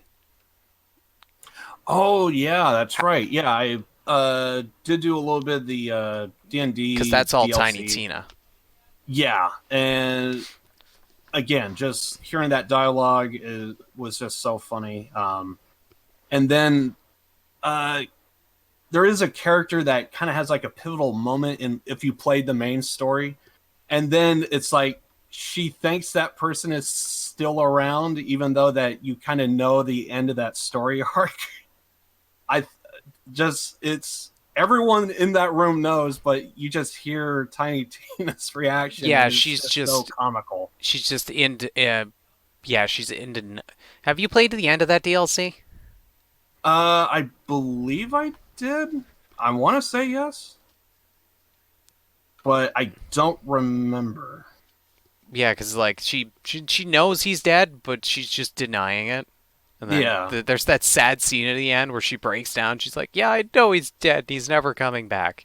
And then everyone's like, "Oh, that's like we pushed her a little far." Yeah, that sounds right. Yeah, so I think I vaguely remember that. So yeah, sounds like Tiny Tina for sure. Damn, poor Roland. Spoiler alert for a game that's super old. Actually, not that old. I'm surprised how recent Borderlands 2 is. It's like right alongside Payday. It's been around for a little bit of a while, but not ridiculously long. Yeah. Farming on the Dragons of the DLC was pure memories. So I knew it was a raid boss, and I shouldn't have gone at it alone. But the game said recommended level, and it said it was trivial for me. So I'm like, you know what? I'm going to try it. Paid the 20 Iridium to get in, only to get immediately killed. Yeah. And I'm like, the game told me it would be trivial. And I'm like, I'll give it a shot. I died 2 seconds. I didn't even deal any damage to any of the 3 dragons that freaking swooped down. I was just like, game fucking lied to me. I just wasted 20 Iridium. Like, fuck, dude. Iridium's not that easy to come by. You don't have to worry about that really in pre-sequel. I think they've...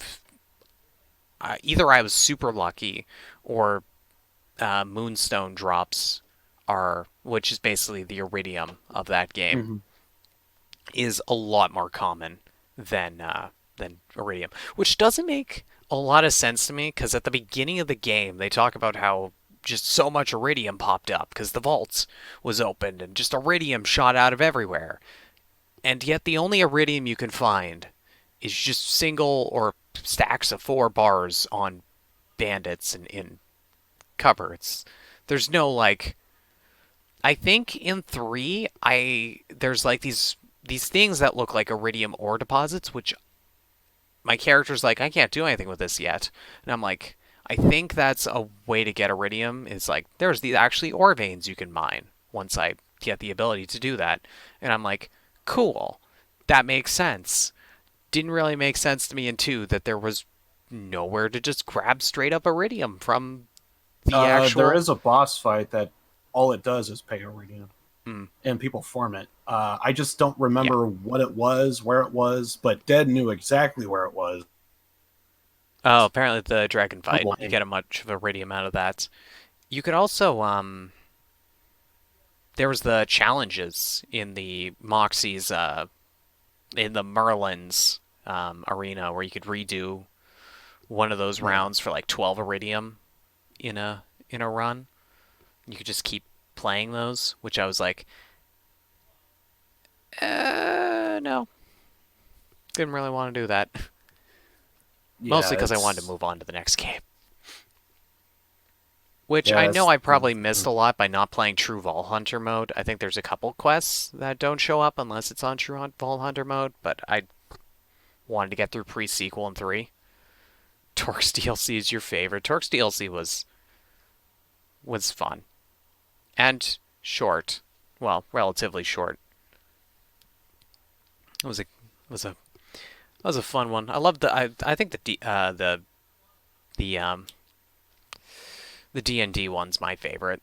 That was a fun one. Yeah, I punched it. Yeah, I think in terms of DLC, I think I want to say Torx was the best, at least in my opinion. I'll say I was very confused because I played the DLCs out of order. I played the D&D one first, so Torg shows up in that one. I'm like, who the fuck is Torg? I'm like, who the fuck is this guy? I played the DLCs out of order, didn't I? Yeah, because I'm pretty sure, if I remember correctly, Torx was a little bit easier, and I remember, I think me and Dad, we did try and do them somewhat in order, because I do remember we kind of went through Torx, and it had some rough areas, but we got through it. And so we were anticipating that for when we did the D&D one, and of course we couldn't even get past the freaking skeletons. We got wrecked so bad. Yeah, the skeletons are pretty hard. The Siren has a great one. Did you use the ability on the Siren where every 5 seconds you do a shot, it does a cloud of acid? Nah, that carried me. That carried me through the game. That every 5 seconds when you shoot someone, it's a cloud of acid. They deal like massive acid damage. That carried me through the entire game. Yeah, I was running turrets, so I don't. They didn't stand a chance. I think Maya. I think I ran her kind of off stream, kind of by myself. So, yeah. Definitely recommend that if you keep playing Maya again. Get the acid shot one. That will be freaking amazing. And will be good.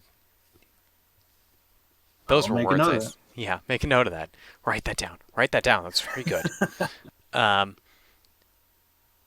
guess I should answer what my favorite character was now that we're so far away from that original topic. That's a hard one. That is a really hard one. It might be cliche, but I think just off the top of my head, I'd have to say Handsome Jack. Like, he was just because he's such a great villain. I loved him. I loved him so much as a villain. He was just great. Stream keeps buffering. Let me see. Bitrate looks stable. Jack was amazing. Yeah. Jack was just fantastic as a villain. And one of the things that actually sold me, like, even more than I already was sold on Jack, was after you kill Angel.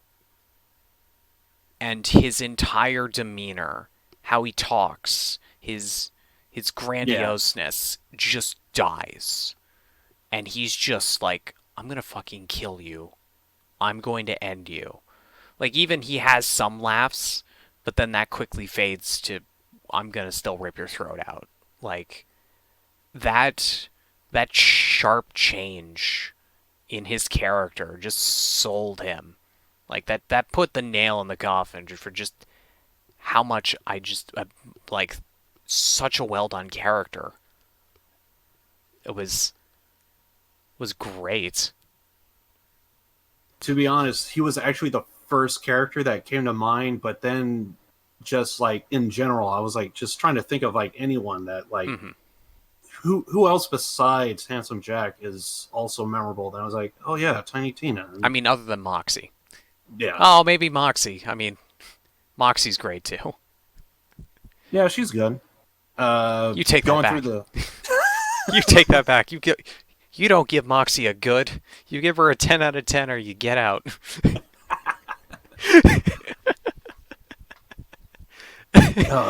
No, seriously, I'll end the podcast right now if you don't take that back.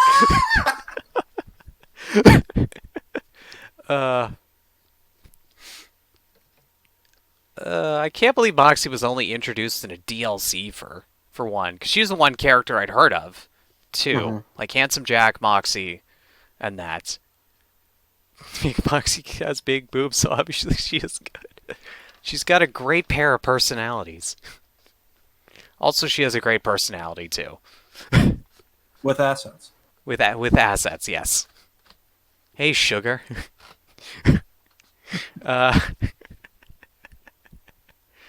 But yeah, I think of like ranking like video game villains, I'd have to say Handsome Jack could be up there with one of my all-time favorites. Yeah, for sure. I could totally see that. It really, I will say for a Handsome Jack, I will definitely say because you see a lot of depth to the character, it's very easy to be drawn to that because you like see his mannerisms and his characters change as you play on. So it's very easy to. It's not surprising that would be like most people's probably favorite for sure. Yeah. So. And like I was saying before, that's one of the shining features in the pre-sequel is seeing Jack's descent to where he is at the beginning of Borderlands 2, personality-wise. Like, and to be fair, I mean, how that ended, I was kind of like, yeah, he's a fucking insane person with a hero goddish complex, but at the same time, I was like, did he really deserve what happened?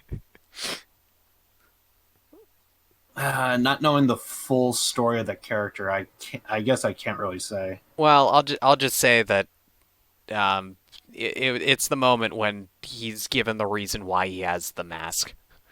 I'm so frustrated I can't even come up with a sexy innuendo. I remember that line, yeah. Oh, Moxie's great. But yeah. God, so many great, memorable characters. R.I.P. Scooter. Caught his last ride. Oh, right, you haven't watched that happens in the pre-sequel. Oh no, not the pre-sequel. That doesn't make sense that it happened in the pre-sequel. It happens before he was in 2. I meant Tales from the Borderlands, which is a little weird, actually, thinking about it, that they killed off an iconic character in a Telltale game for a different franchise. But, you know.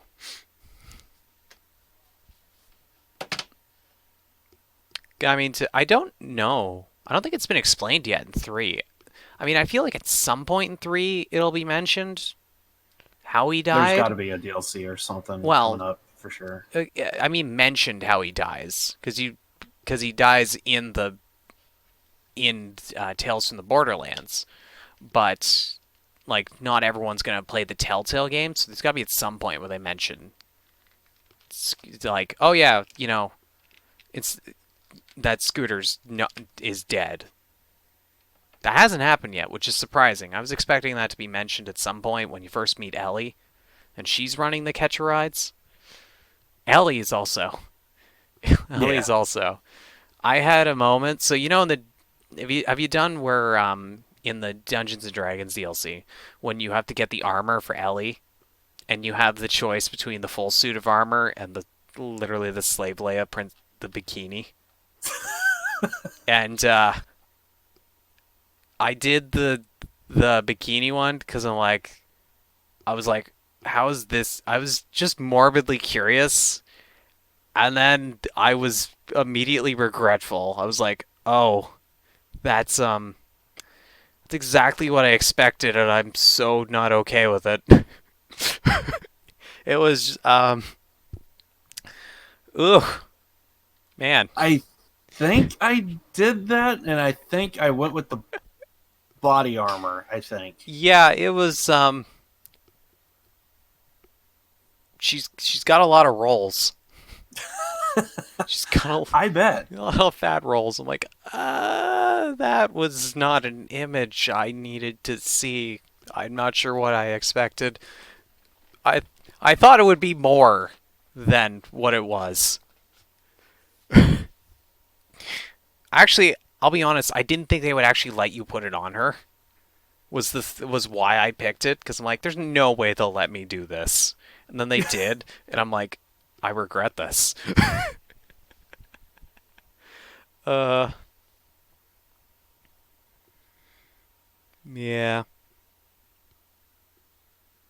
I'm curious to see, because like with Borderlands 3, I know people are like the stories, like say like the story's one of the weakest parts of the game for 3. So I've heard and read. Yeah. And it's, I don't know. I'm going to see how much it's going to phase me, because on the one hand, I just don't expect, I just can't imagine them. Like, I feel like Borderlands peaked with Handsome Jack. I can't imagine there being a better villain than Handsome Jack. Which, apparently he's alive? Question mark? He's in one of the DLCs, apparently. I don't know. I don't know. I only know this because I watched the trailer, and I'm like, that's Handsome Jack. What the fuck?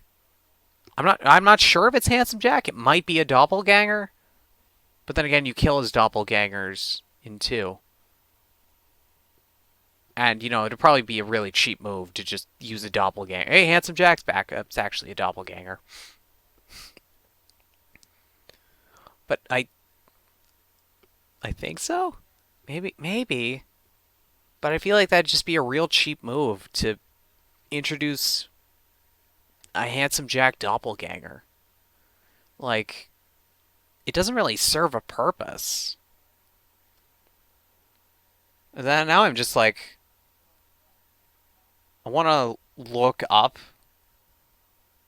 info, because it's a $30 DLC, or $20, $30 DLC. I'm like, I'm not going to buy that. So I think I might look up the information to find out how the hell he actually... As much as I'd love to find out through narratively, I don't want to pay $20. I mean, I think it's a good DLC. I think the reviews are really good for it. But, I mean, it's got Moxie and apparently Handsome Jack. It's got to be a good DLC, right? It's the one for the pre-sequel? No, it's not the one for the pre-sequel, because the one for the pre-sequel you kill in 2. That's the body double you kill in 2, so you can get the thing that allows for the door to register you as Handsome Jack when you're trying to get into Angel's facility to get the vault key. I'm 99% sure that's the same person. Because, yeah, every single character except Hammerlock's sister that you can play as in Borderlands pre-sequel is a pre-established character. Like, Wilhelm's there. Like, pre-robot Wilhelm. I was, like, confused. I'm like, it's the same name. Oh, he just eventually just got turned into one giant-ass loader bot. Because this guy's addicted to robotic upgrades, apparently.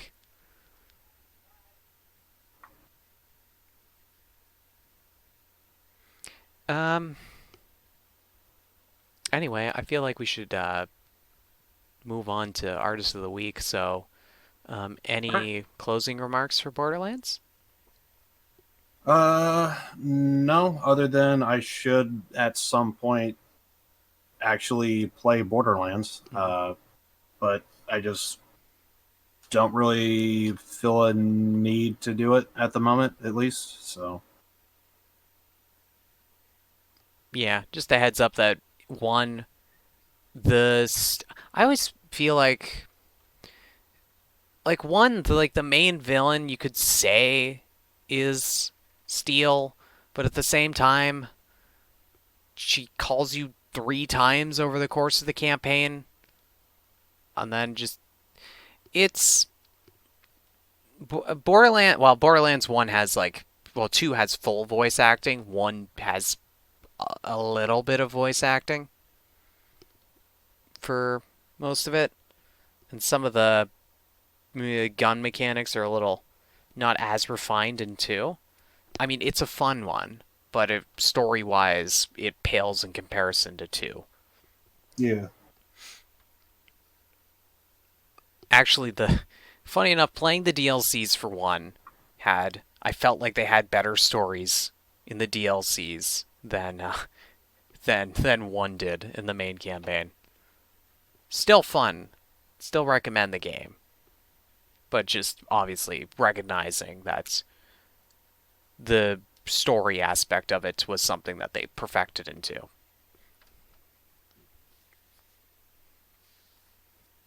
I'm trying to say, be truthful and not turn you off to the game. It's fun. Just don't expect Borderlands 2 level of story. I already seen what really good storytelling is, so it's not going to be a big deal. The one thing I will say about Borderlands, just in general, from what I played from 2, is you're not going to play it for the story too much, at least in my opinion. Yeah. But because it's mostly about the gameplay, at least from what I played from. But it's still fun. It's still good. So I've always heard that 2 is the best out of everything. And then I thought I heard that Telltale was supposed to be the one that has the better polish story, but because they kind of have to. Yeah, I would say the Telltale one, which is there's got to be some way to get a hold of a copy of Tales from the Borderlands, because I think Tales from the Borderlands and Wolf Among Us were maybe was it the first season of The Walking Dead? I can't remember, but Tales from the Borderlands was up there with the best games Telltale made. Not only is it a phenomenal Borderlands, but Telltale, it's one of their best games they made. And now I want to rewatch a playthrough of Tales from the Borderlands, because it's been so long. God. Maybe I should look in to see if there's a way to get a copy of it.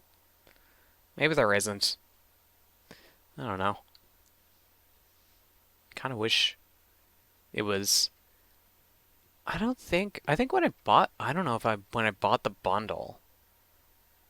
Was Tales from the Borderlands ever on Steam?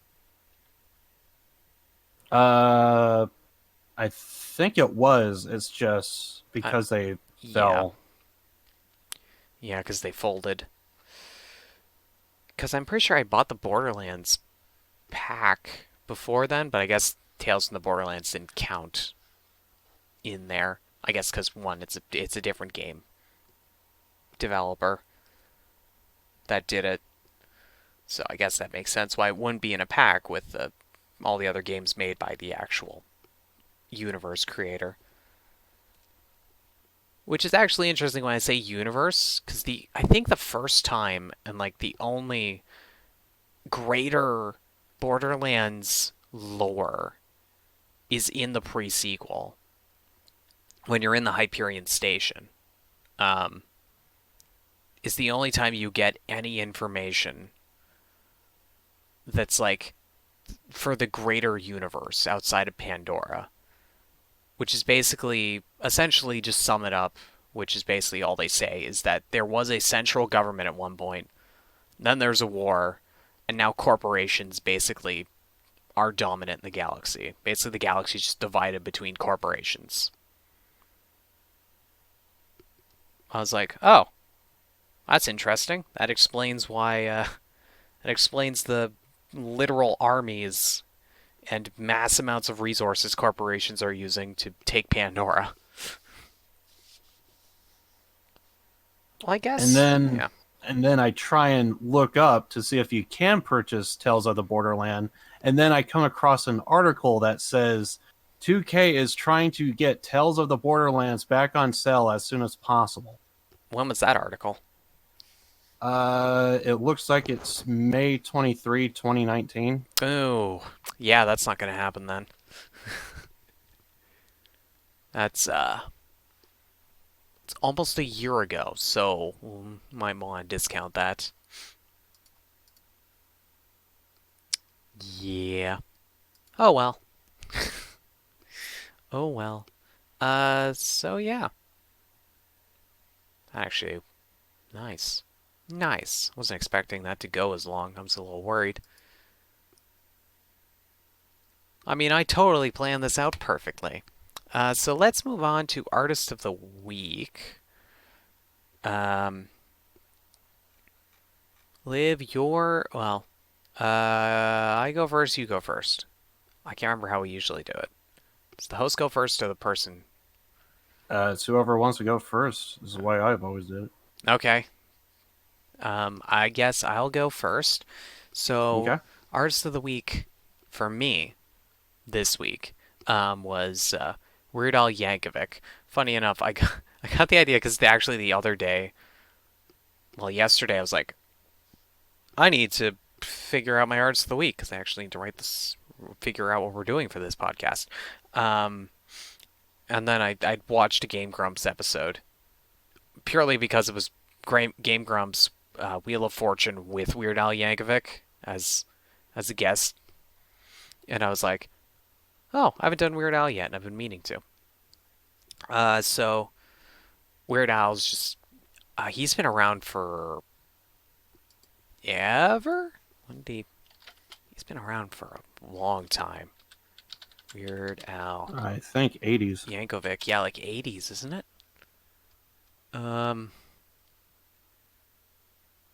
Holy shit, he's 60? He looks good Sounds for about right. 60. Yeah. He looks good for 60. Man. Damn. His first comedy song aired in 1976. Holy crap. And he's recorded more than 150 parody and original songs. God, that's amazing. Has he won anything? He's been nominated a lot, actually.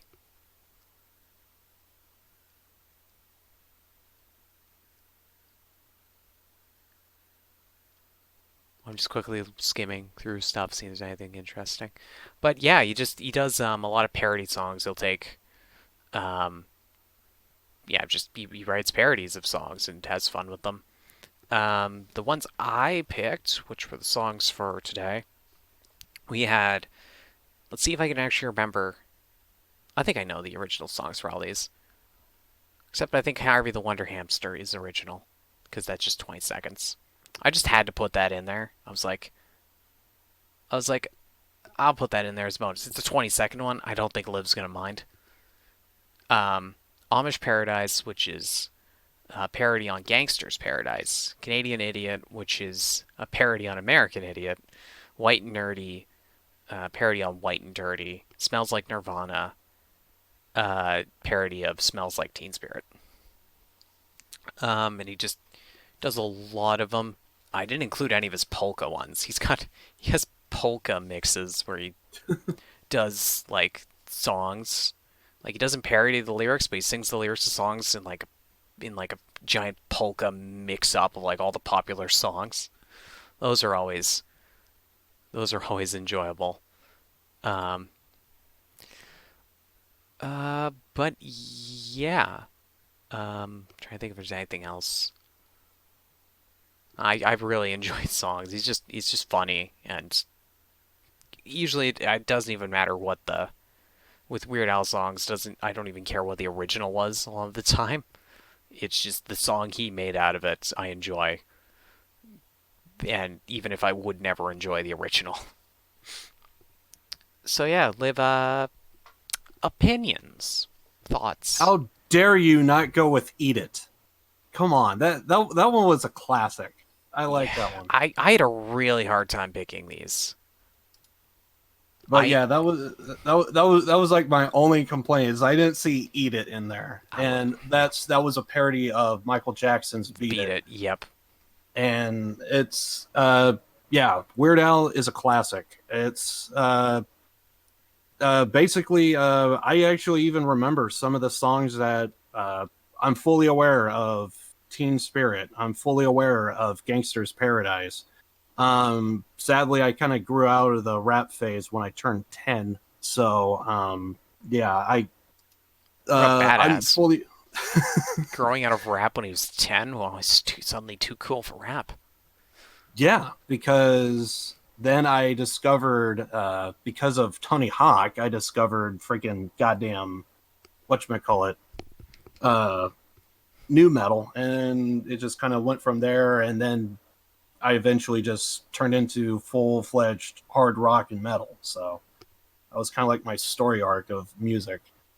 But probably if I stayed listening to rap, I probably would have ended up listening to Riding Dirty. But I Weird Al, he just comes up with funny songs. I actually came up with a edited version of his version of what is it?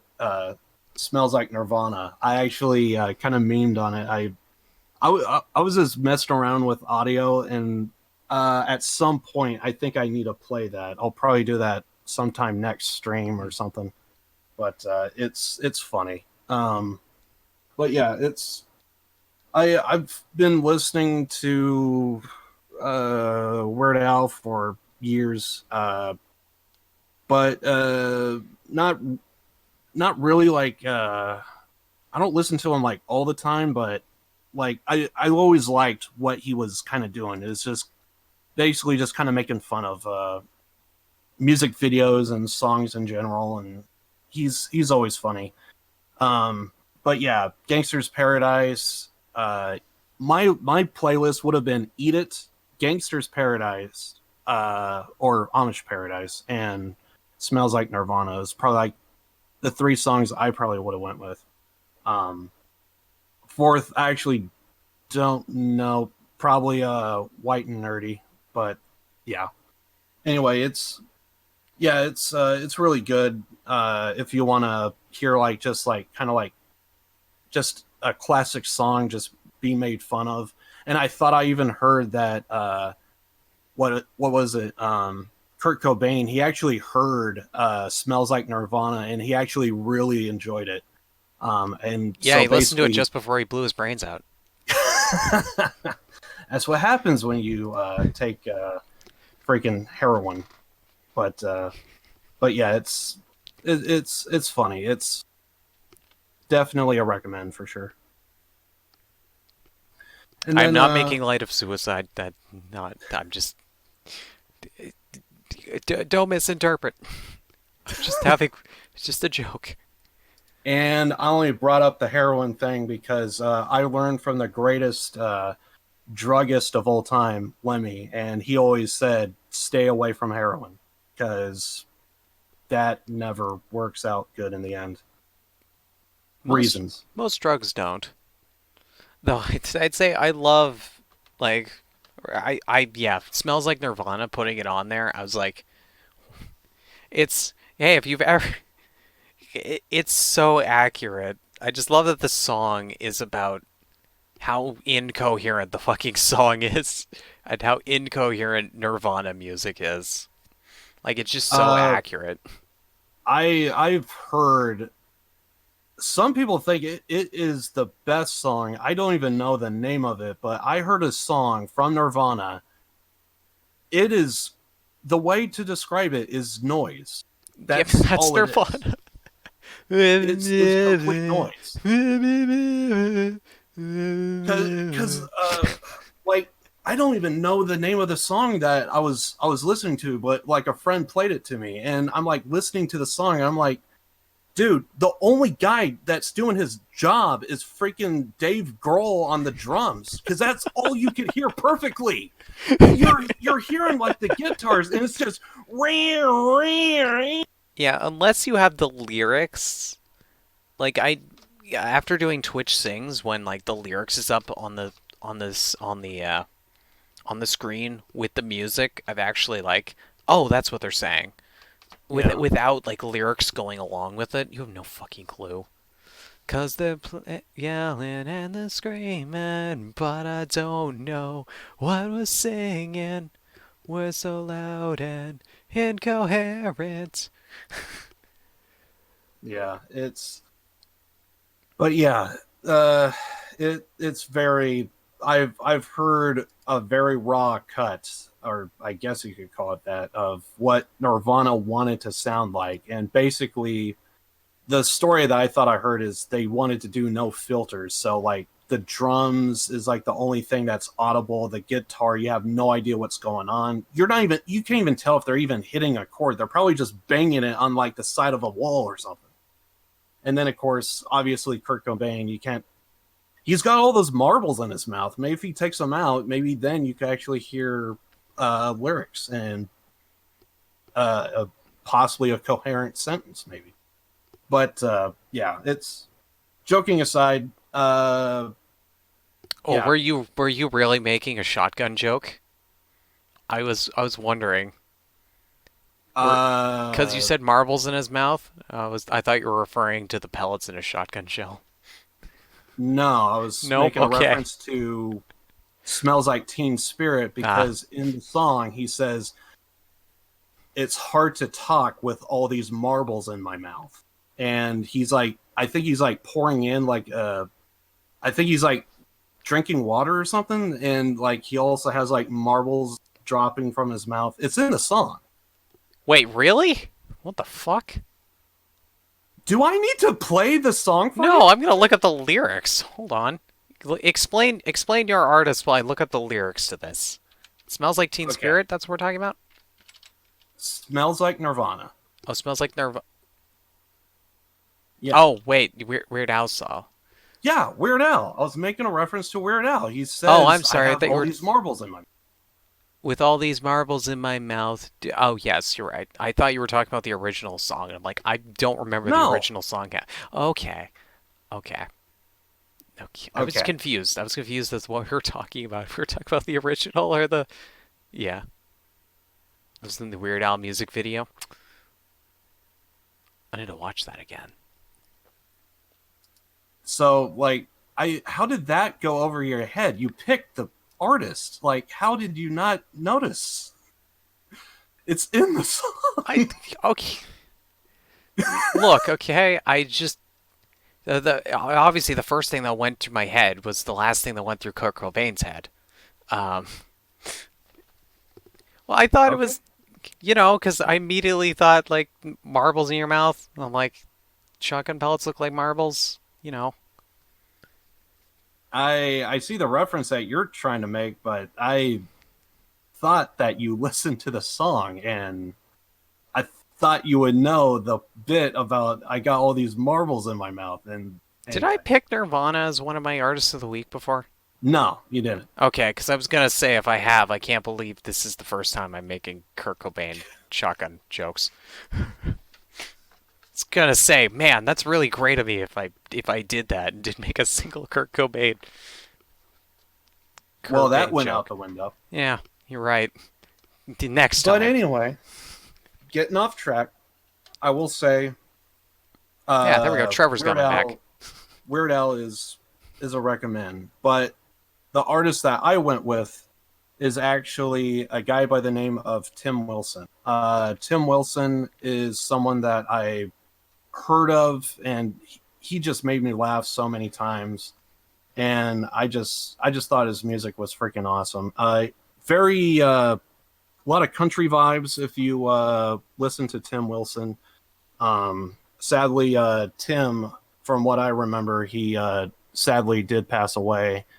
I believe it was 2007 or 2014. Never mind. I was thinking of something else. But yeah, Tim Wilson passed away in 2017. Basically, on the radio, when I used to listen to radio, there was one station that they would kind of do like a talk show in the morning to kind of like give traffic news, that sort of stuff. But they also did have like a comedy show, comedy talk. They would bring on comedians and they would basically tell jokes. Every so often, Tim Williams would show up and he would just play a song for everyone. And one of the songs that he played is a song called Jetpack, and I fell in love with it. And if I could remember the first couple of lines, I could almost sing the song verbatim. Yeah, but where's my fucking jetpack? Those liars of ours back when I was in school said 2010 would be future cool. But yeah, it's he just made me laugh so much just from that one song, and I was like, basically, I wanted to honor Where the Fuck Is My Jetpack, and then I had to come up with like 3 other songs. But yeah, I ended up just kind of running with it, and yeah, I just fell in love with that song. I actually have that on my MP3. Where's My Jetpack? It was also kind of funny, the idea that I do know some people who play GTA San Andreas, and then when they play GTA 5, there was a lot of people that was saying, where the fuck is my jetpack? And it was kind of funny that this song was relevant to what was going on, because they had it in San Andreas and then they play GTA 5 and they're thinking, oh, it's supposed to be like a wink and a nod to the original San Andreas. So like, where's my jetpack and how can I get it? Did eventually get a jetpack?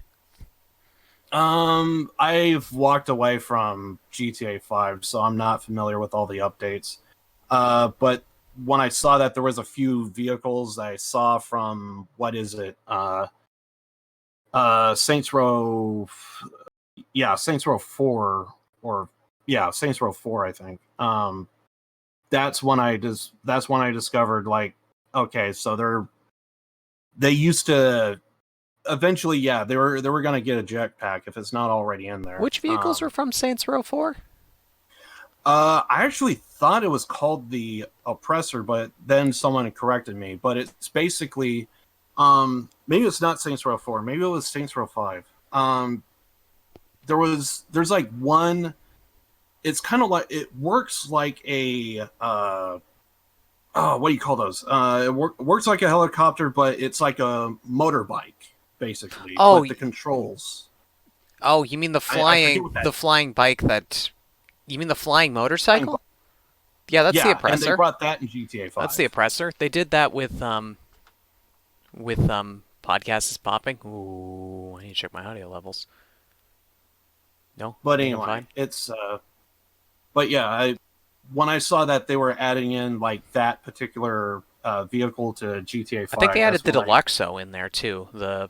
That's a Back to the Future reference. Oh yeah, the Deluxo. Yeah, they did that because that was part of the heist from, I forget which Doomsday one. heist. Doomsday, yeah.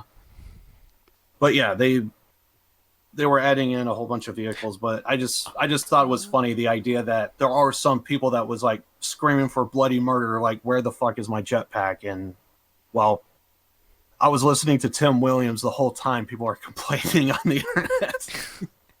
So, but yeah, I ended up looking up some other songs. I thought the what was it? Get Into Heaven on a Technicality. I thought that was funny. I really love the part in Booty Man to where he talks. The part to where he says booty is just, it says gold. And then I think the last one was I Could Be Wrong, I think was the last one I went with, and they're just funny. I thought for a second that you, I was like, you said, I think the last one is I Could Be Wrong. I thought you meant that as in you were going to get the title wrong, and then you just didn't say anything after that, and then I quickly looked at the songs you sent me, and but I could be wrong. What was is one of wrong the with you, songs. bro? Are you not looking at what's going on? I know, but you said the way you said it sounded like I could be wrong, but the title is kind of how you said it. But Okay. you just kind of stopped it. I could be wrong, and I was waiting for the but. It's the name of the song. I could be I know. wrong. I noticed that right after. I was like, wait a minute. Quality podcast here.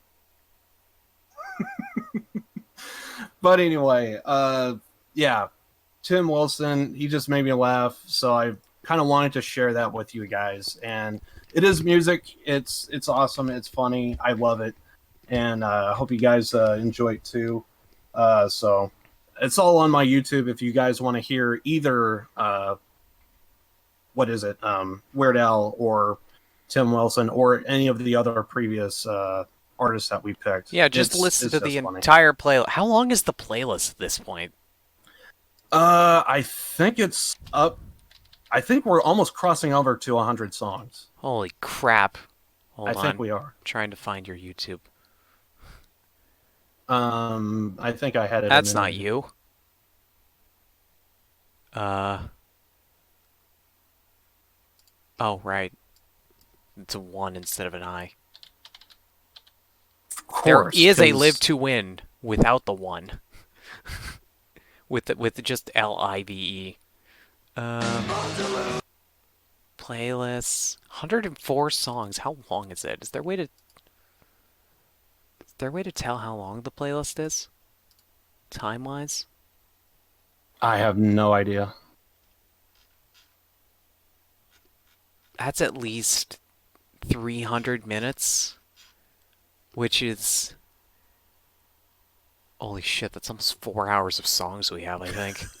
Holy crap. So, yeah, if you ever watch just like a playlist to run forever, just throw our podcast playlist on shuffle. You'll get a million different songs from like a lot of different artists.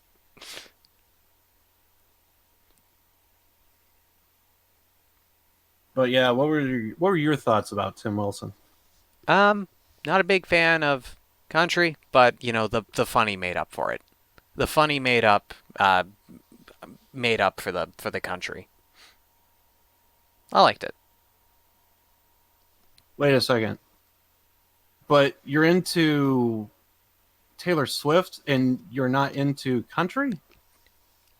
It seems odd. Taylor Swift's the only country I like. Okay. Okay, I just thought that was weird because typically when you like an artist, you kind of like their genre as well, and that just kind of threw me off for a second is all. It's the same way with rap where, well, I'll only listen to comedy sort of like artists who do rap or like specific people who aren't serious mainstream rappers. AKA just Jeremy Dooley from Achievement Hunter.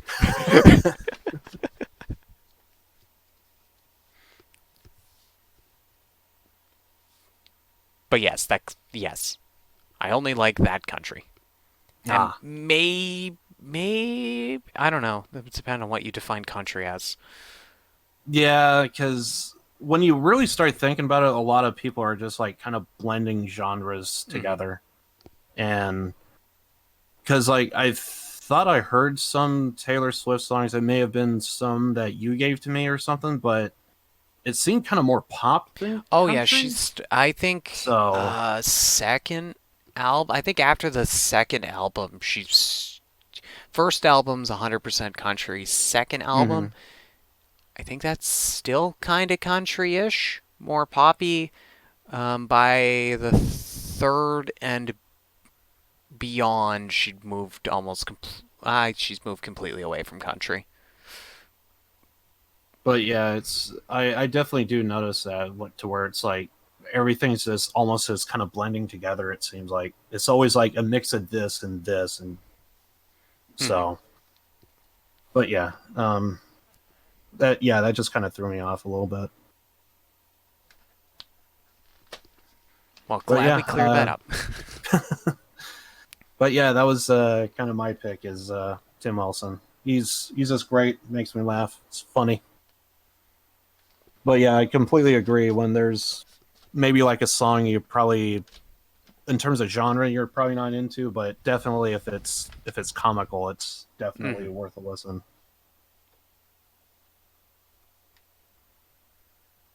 Yeah. Out of curiosity, we don't have a Twitter page for this, right? We don't have a Dark Live Twitter page. No, we don't. Just for some reason, I thought for a second we had one, and I'm like, no, we don't. I was probably thinking of Twitch Together, which is that's just dead.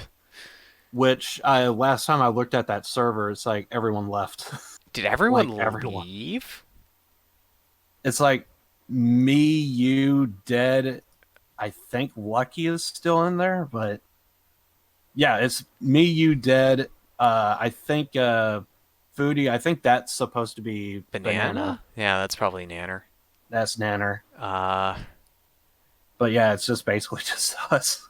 Yeah, no one's in there anymore. Everyone else left. Yeah. It was a great idea. Unfortunately, it just timing, I say it like I could have saved it. Like, cuz my school year was over, so I went home and I couldn't stream as much. Right. I'm like, I'd like to think if it happened different time, I would have taken the whole thing on myself. No, well, I would have tried to. Probably would have stressed me the fuck out.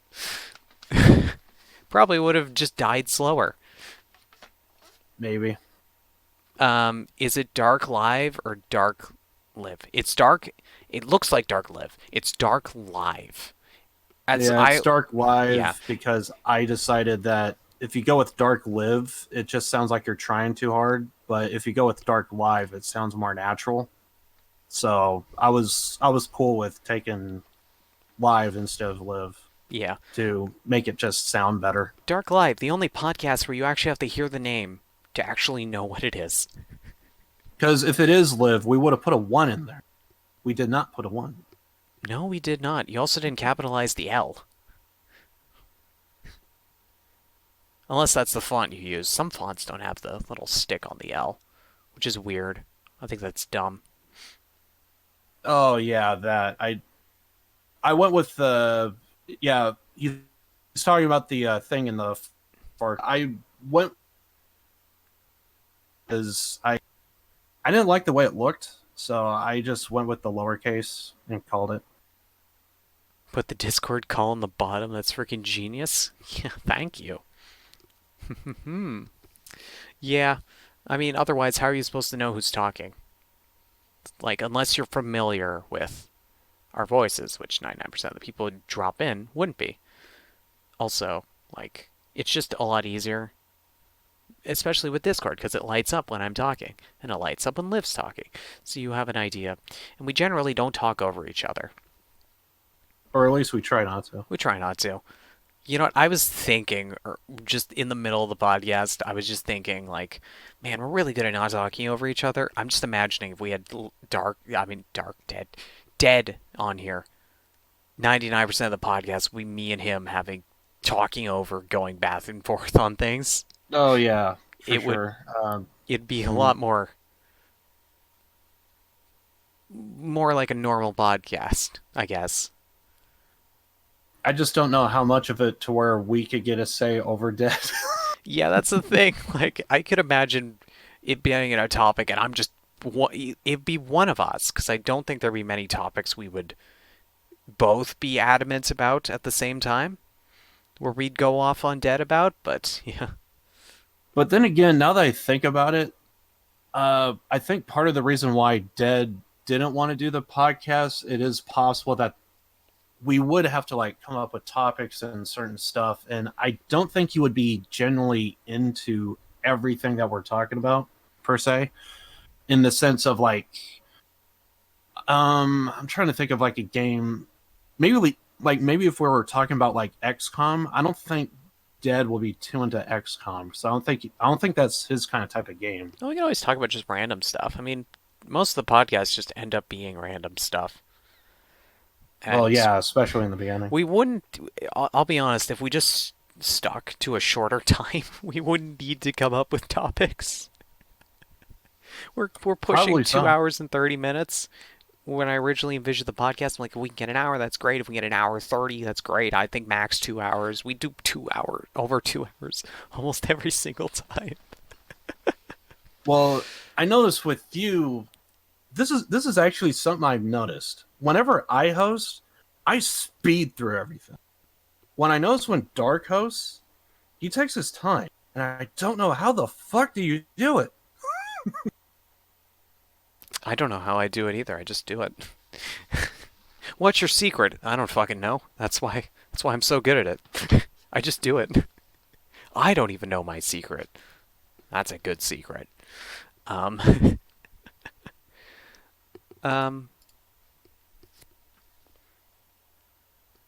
Yeah, I guess we do move through stuff faster than you.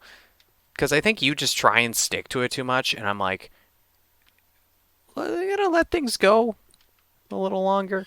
Because it's kind of funny because the few times that I host, there was moments where it's like in my head, oh, surely we have like something to some kind of type of banner here of like just like because I think one of those was probably like the anime broadcast stuff that I brought up. I thought maybe there would be like more of a conversation, but you just kind of took one look at it and was like, yep. And then I'm like, well, this is kind of like how, like, technology wise, like how the fuck are they pulling this off? And I'm just kind of thinking there will be like something more there, and then it just kind of was kind of meh. And then I think there was another time, and I forget what it was, but there was almost something I didn't think we're gonna get anything out of, and then you just like started talking about Star Wars because it was kind of relative to the topic, and you just kind of went off, and it's I've gone off on Star Wars a lot. So when I host, I've noticed I either get nothing out of Dark or I get so much I don't know what to do with. So it's like it's either one or the other. At least in the brief period that we have been doing this, because we only did 16 episodes. It's a lot. When you think about it, yeah. We got like we're probably approaching like 24 hours worth of like just the podcast alone. Easily 24 hours, yeah. Freaking 32 weeks, almost a year. God.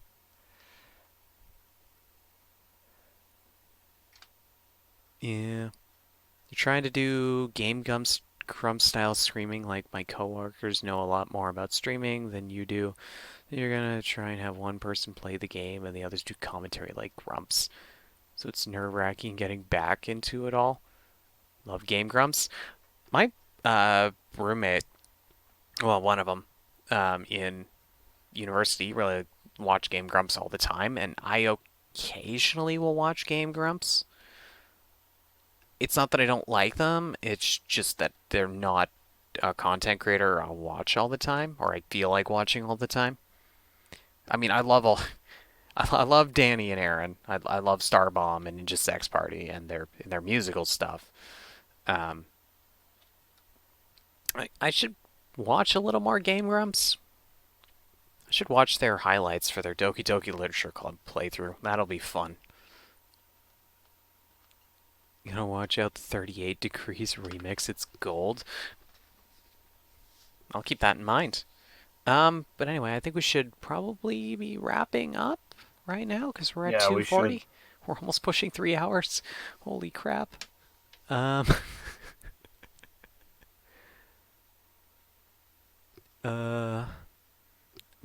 don't go away, everyone, because we'll be doing Borderlands. No, we won't be doing Borderlands. I'm lying. We'll be doing Resident Evil 3. right after this. So yeah, Liv, anything coming up for you on the stream wise? For me, I am gonna be potentially finishing up Doom tomorrow, hopefully, and gonna see how that plays out tomorrow. Should be near the end, so I figured it should be a day or so. And so yeah, I'm gonna be finishing that tomorrow. I'm not planning on doing anything today. Probably just gonna do some more World War Z, which I'm just going to point this out. I was playing it the entire time we were doing this. I wondered. I was going to ask you if you were going to do that, and then I just didn't. And apparently, just from the brief period that we were playing, I want to see my rank of. I think I started with 12, but I'm gonna post on Twitter and maybe even in my Discord what rank I'm at currently. But I do know I had maybe 1,000 points of in-game currency. I now have almost 3,000. So I wonder what the rank is going to be. But yeah. Oh, Trevor, then that's great. You showed up for the last half of the live stream because I talked about Resident Evil 3 early on. You don't want that spoiled? Yeah. Anything else you got going on, or? No, that's kind of it. Just nice. Gonna be doing Doom and probably might end up doing Iron Sight afterwards. For a while, I might be doing basically like an Iron Sight stream till I could think of something else to come up with. So yeah. Yeah. And then it's me with my screen, which only has my Twitch, which I would complain that it doesn't have my YouTube or my Twitter, but I use neither. I don't think I've opened up my Twitter in 3 months. I'll be honest. I don't think I've opened up my Twitter in 3 months. I actually like Twitter, mostly because I just had a bunch, unlike Facebook, where I had a bunch of people I knew. I've had people on Twitter that, I actually wanted to read their posts and actually made interesting posts. I also haven't checked Facebook in forever. Be really awkward. Okay, I was at a rank 12 with Medic. I'm now at a 17 with Medic. And I wasn't even trying. Oh god, a history fact. I'll answer that after we're done the podcast. Obviously you played the original, just want to save the remake virginity. Yeah, fair enough. Yeah, I'll answer that history fact after podcast. So what I have going on right now is Resident Evil 3 until we 100% it. Then after that, I don't know. Ask me after I'm done 100%ing Resident Evil 3. That's my plans for the stream in the next little bit. We did our first playthrough last night, and we're going to be doing more playthroughs and getting more of the challenges and such. It won't take as long as RE2 because it is shorter than RE2. And there's also a lot less challenges. There was 89 challenges, I think, in RE2. There's 58 in Resident Evil 3. And I think I did a good chunk of them in my first playthrough, so. Just hoping the ones that require a lot of enemies to be killed. I don't know if I'll will take a while. I'll see after doing a couple of the playthroughs and see where the number stands and how annoying that's going to be. But I don't know if I'm going to try out the multiplayer mode that sold with 3. I'm not sure if I'll do that. Looks like it might be interesting, but I don't know. We might give it like one shot some night or whatever. But yeah, I think we should end the podcast there. Let's do a thingy so Liv knows where to cut it for YouTube. Thank you very much, everyone, for watching. Yeah, another good podcast, running way longer than it should be running. Yeah, we're not great at time. Not great at Nope. time at all. No. We just have such an easier time with this podcast if we cut it down an hour. Be so easy. But then again, we have fun, so as long as people watch, we'll do it. So yeah, thank you very much, everyone, for watching, and we will see you all over on Liv's channel in 2 weeks. Bye, everyone. Bye. And cut. All right.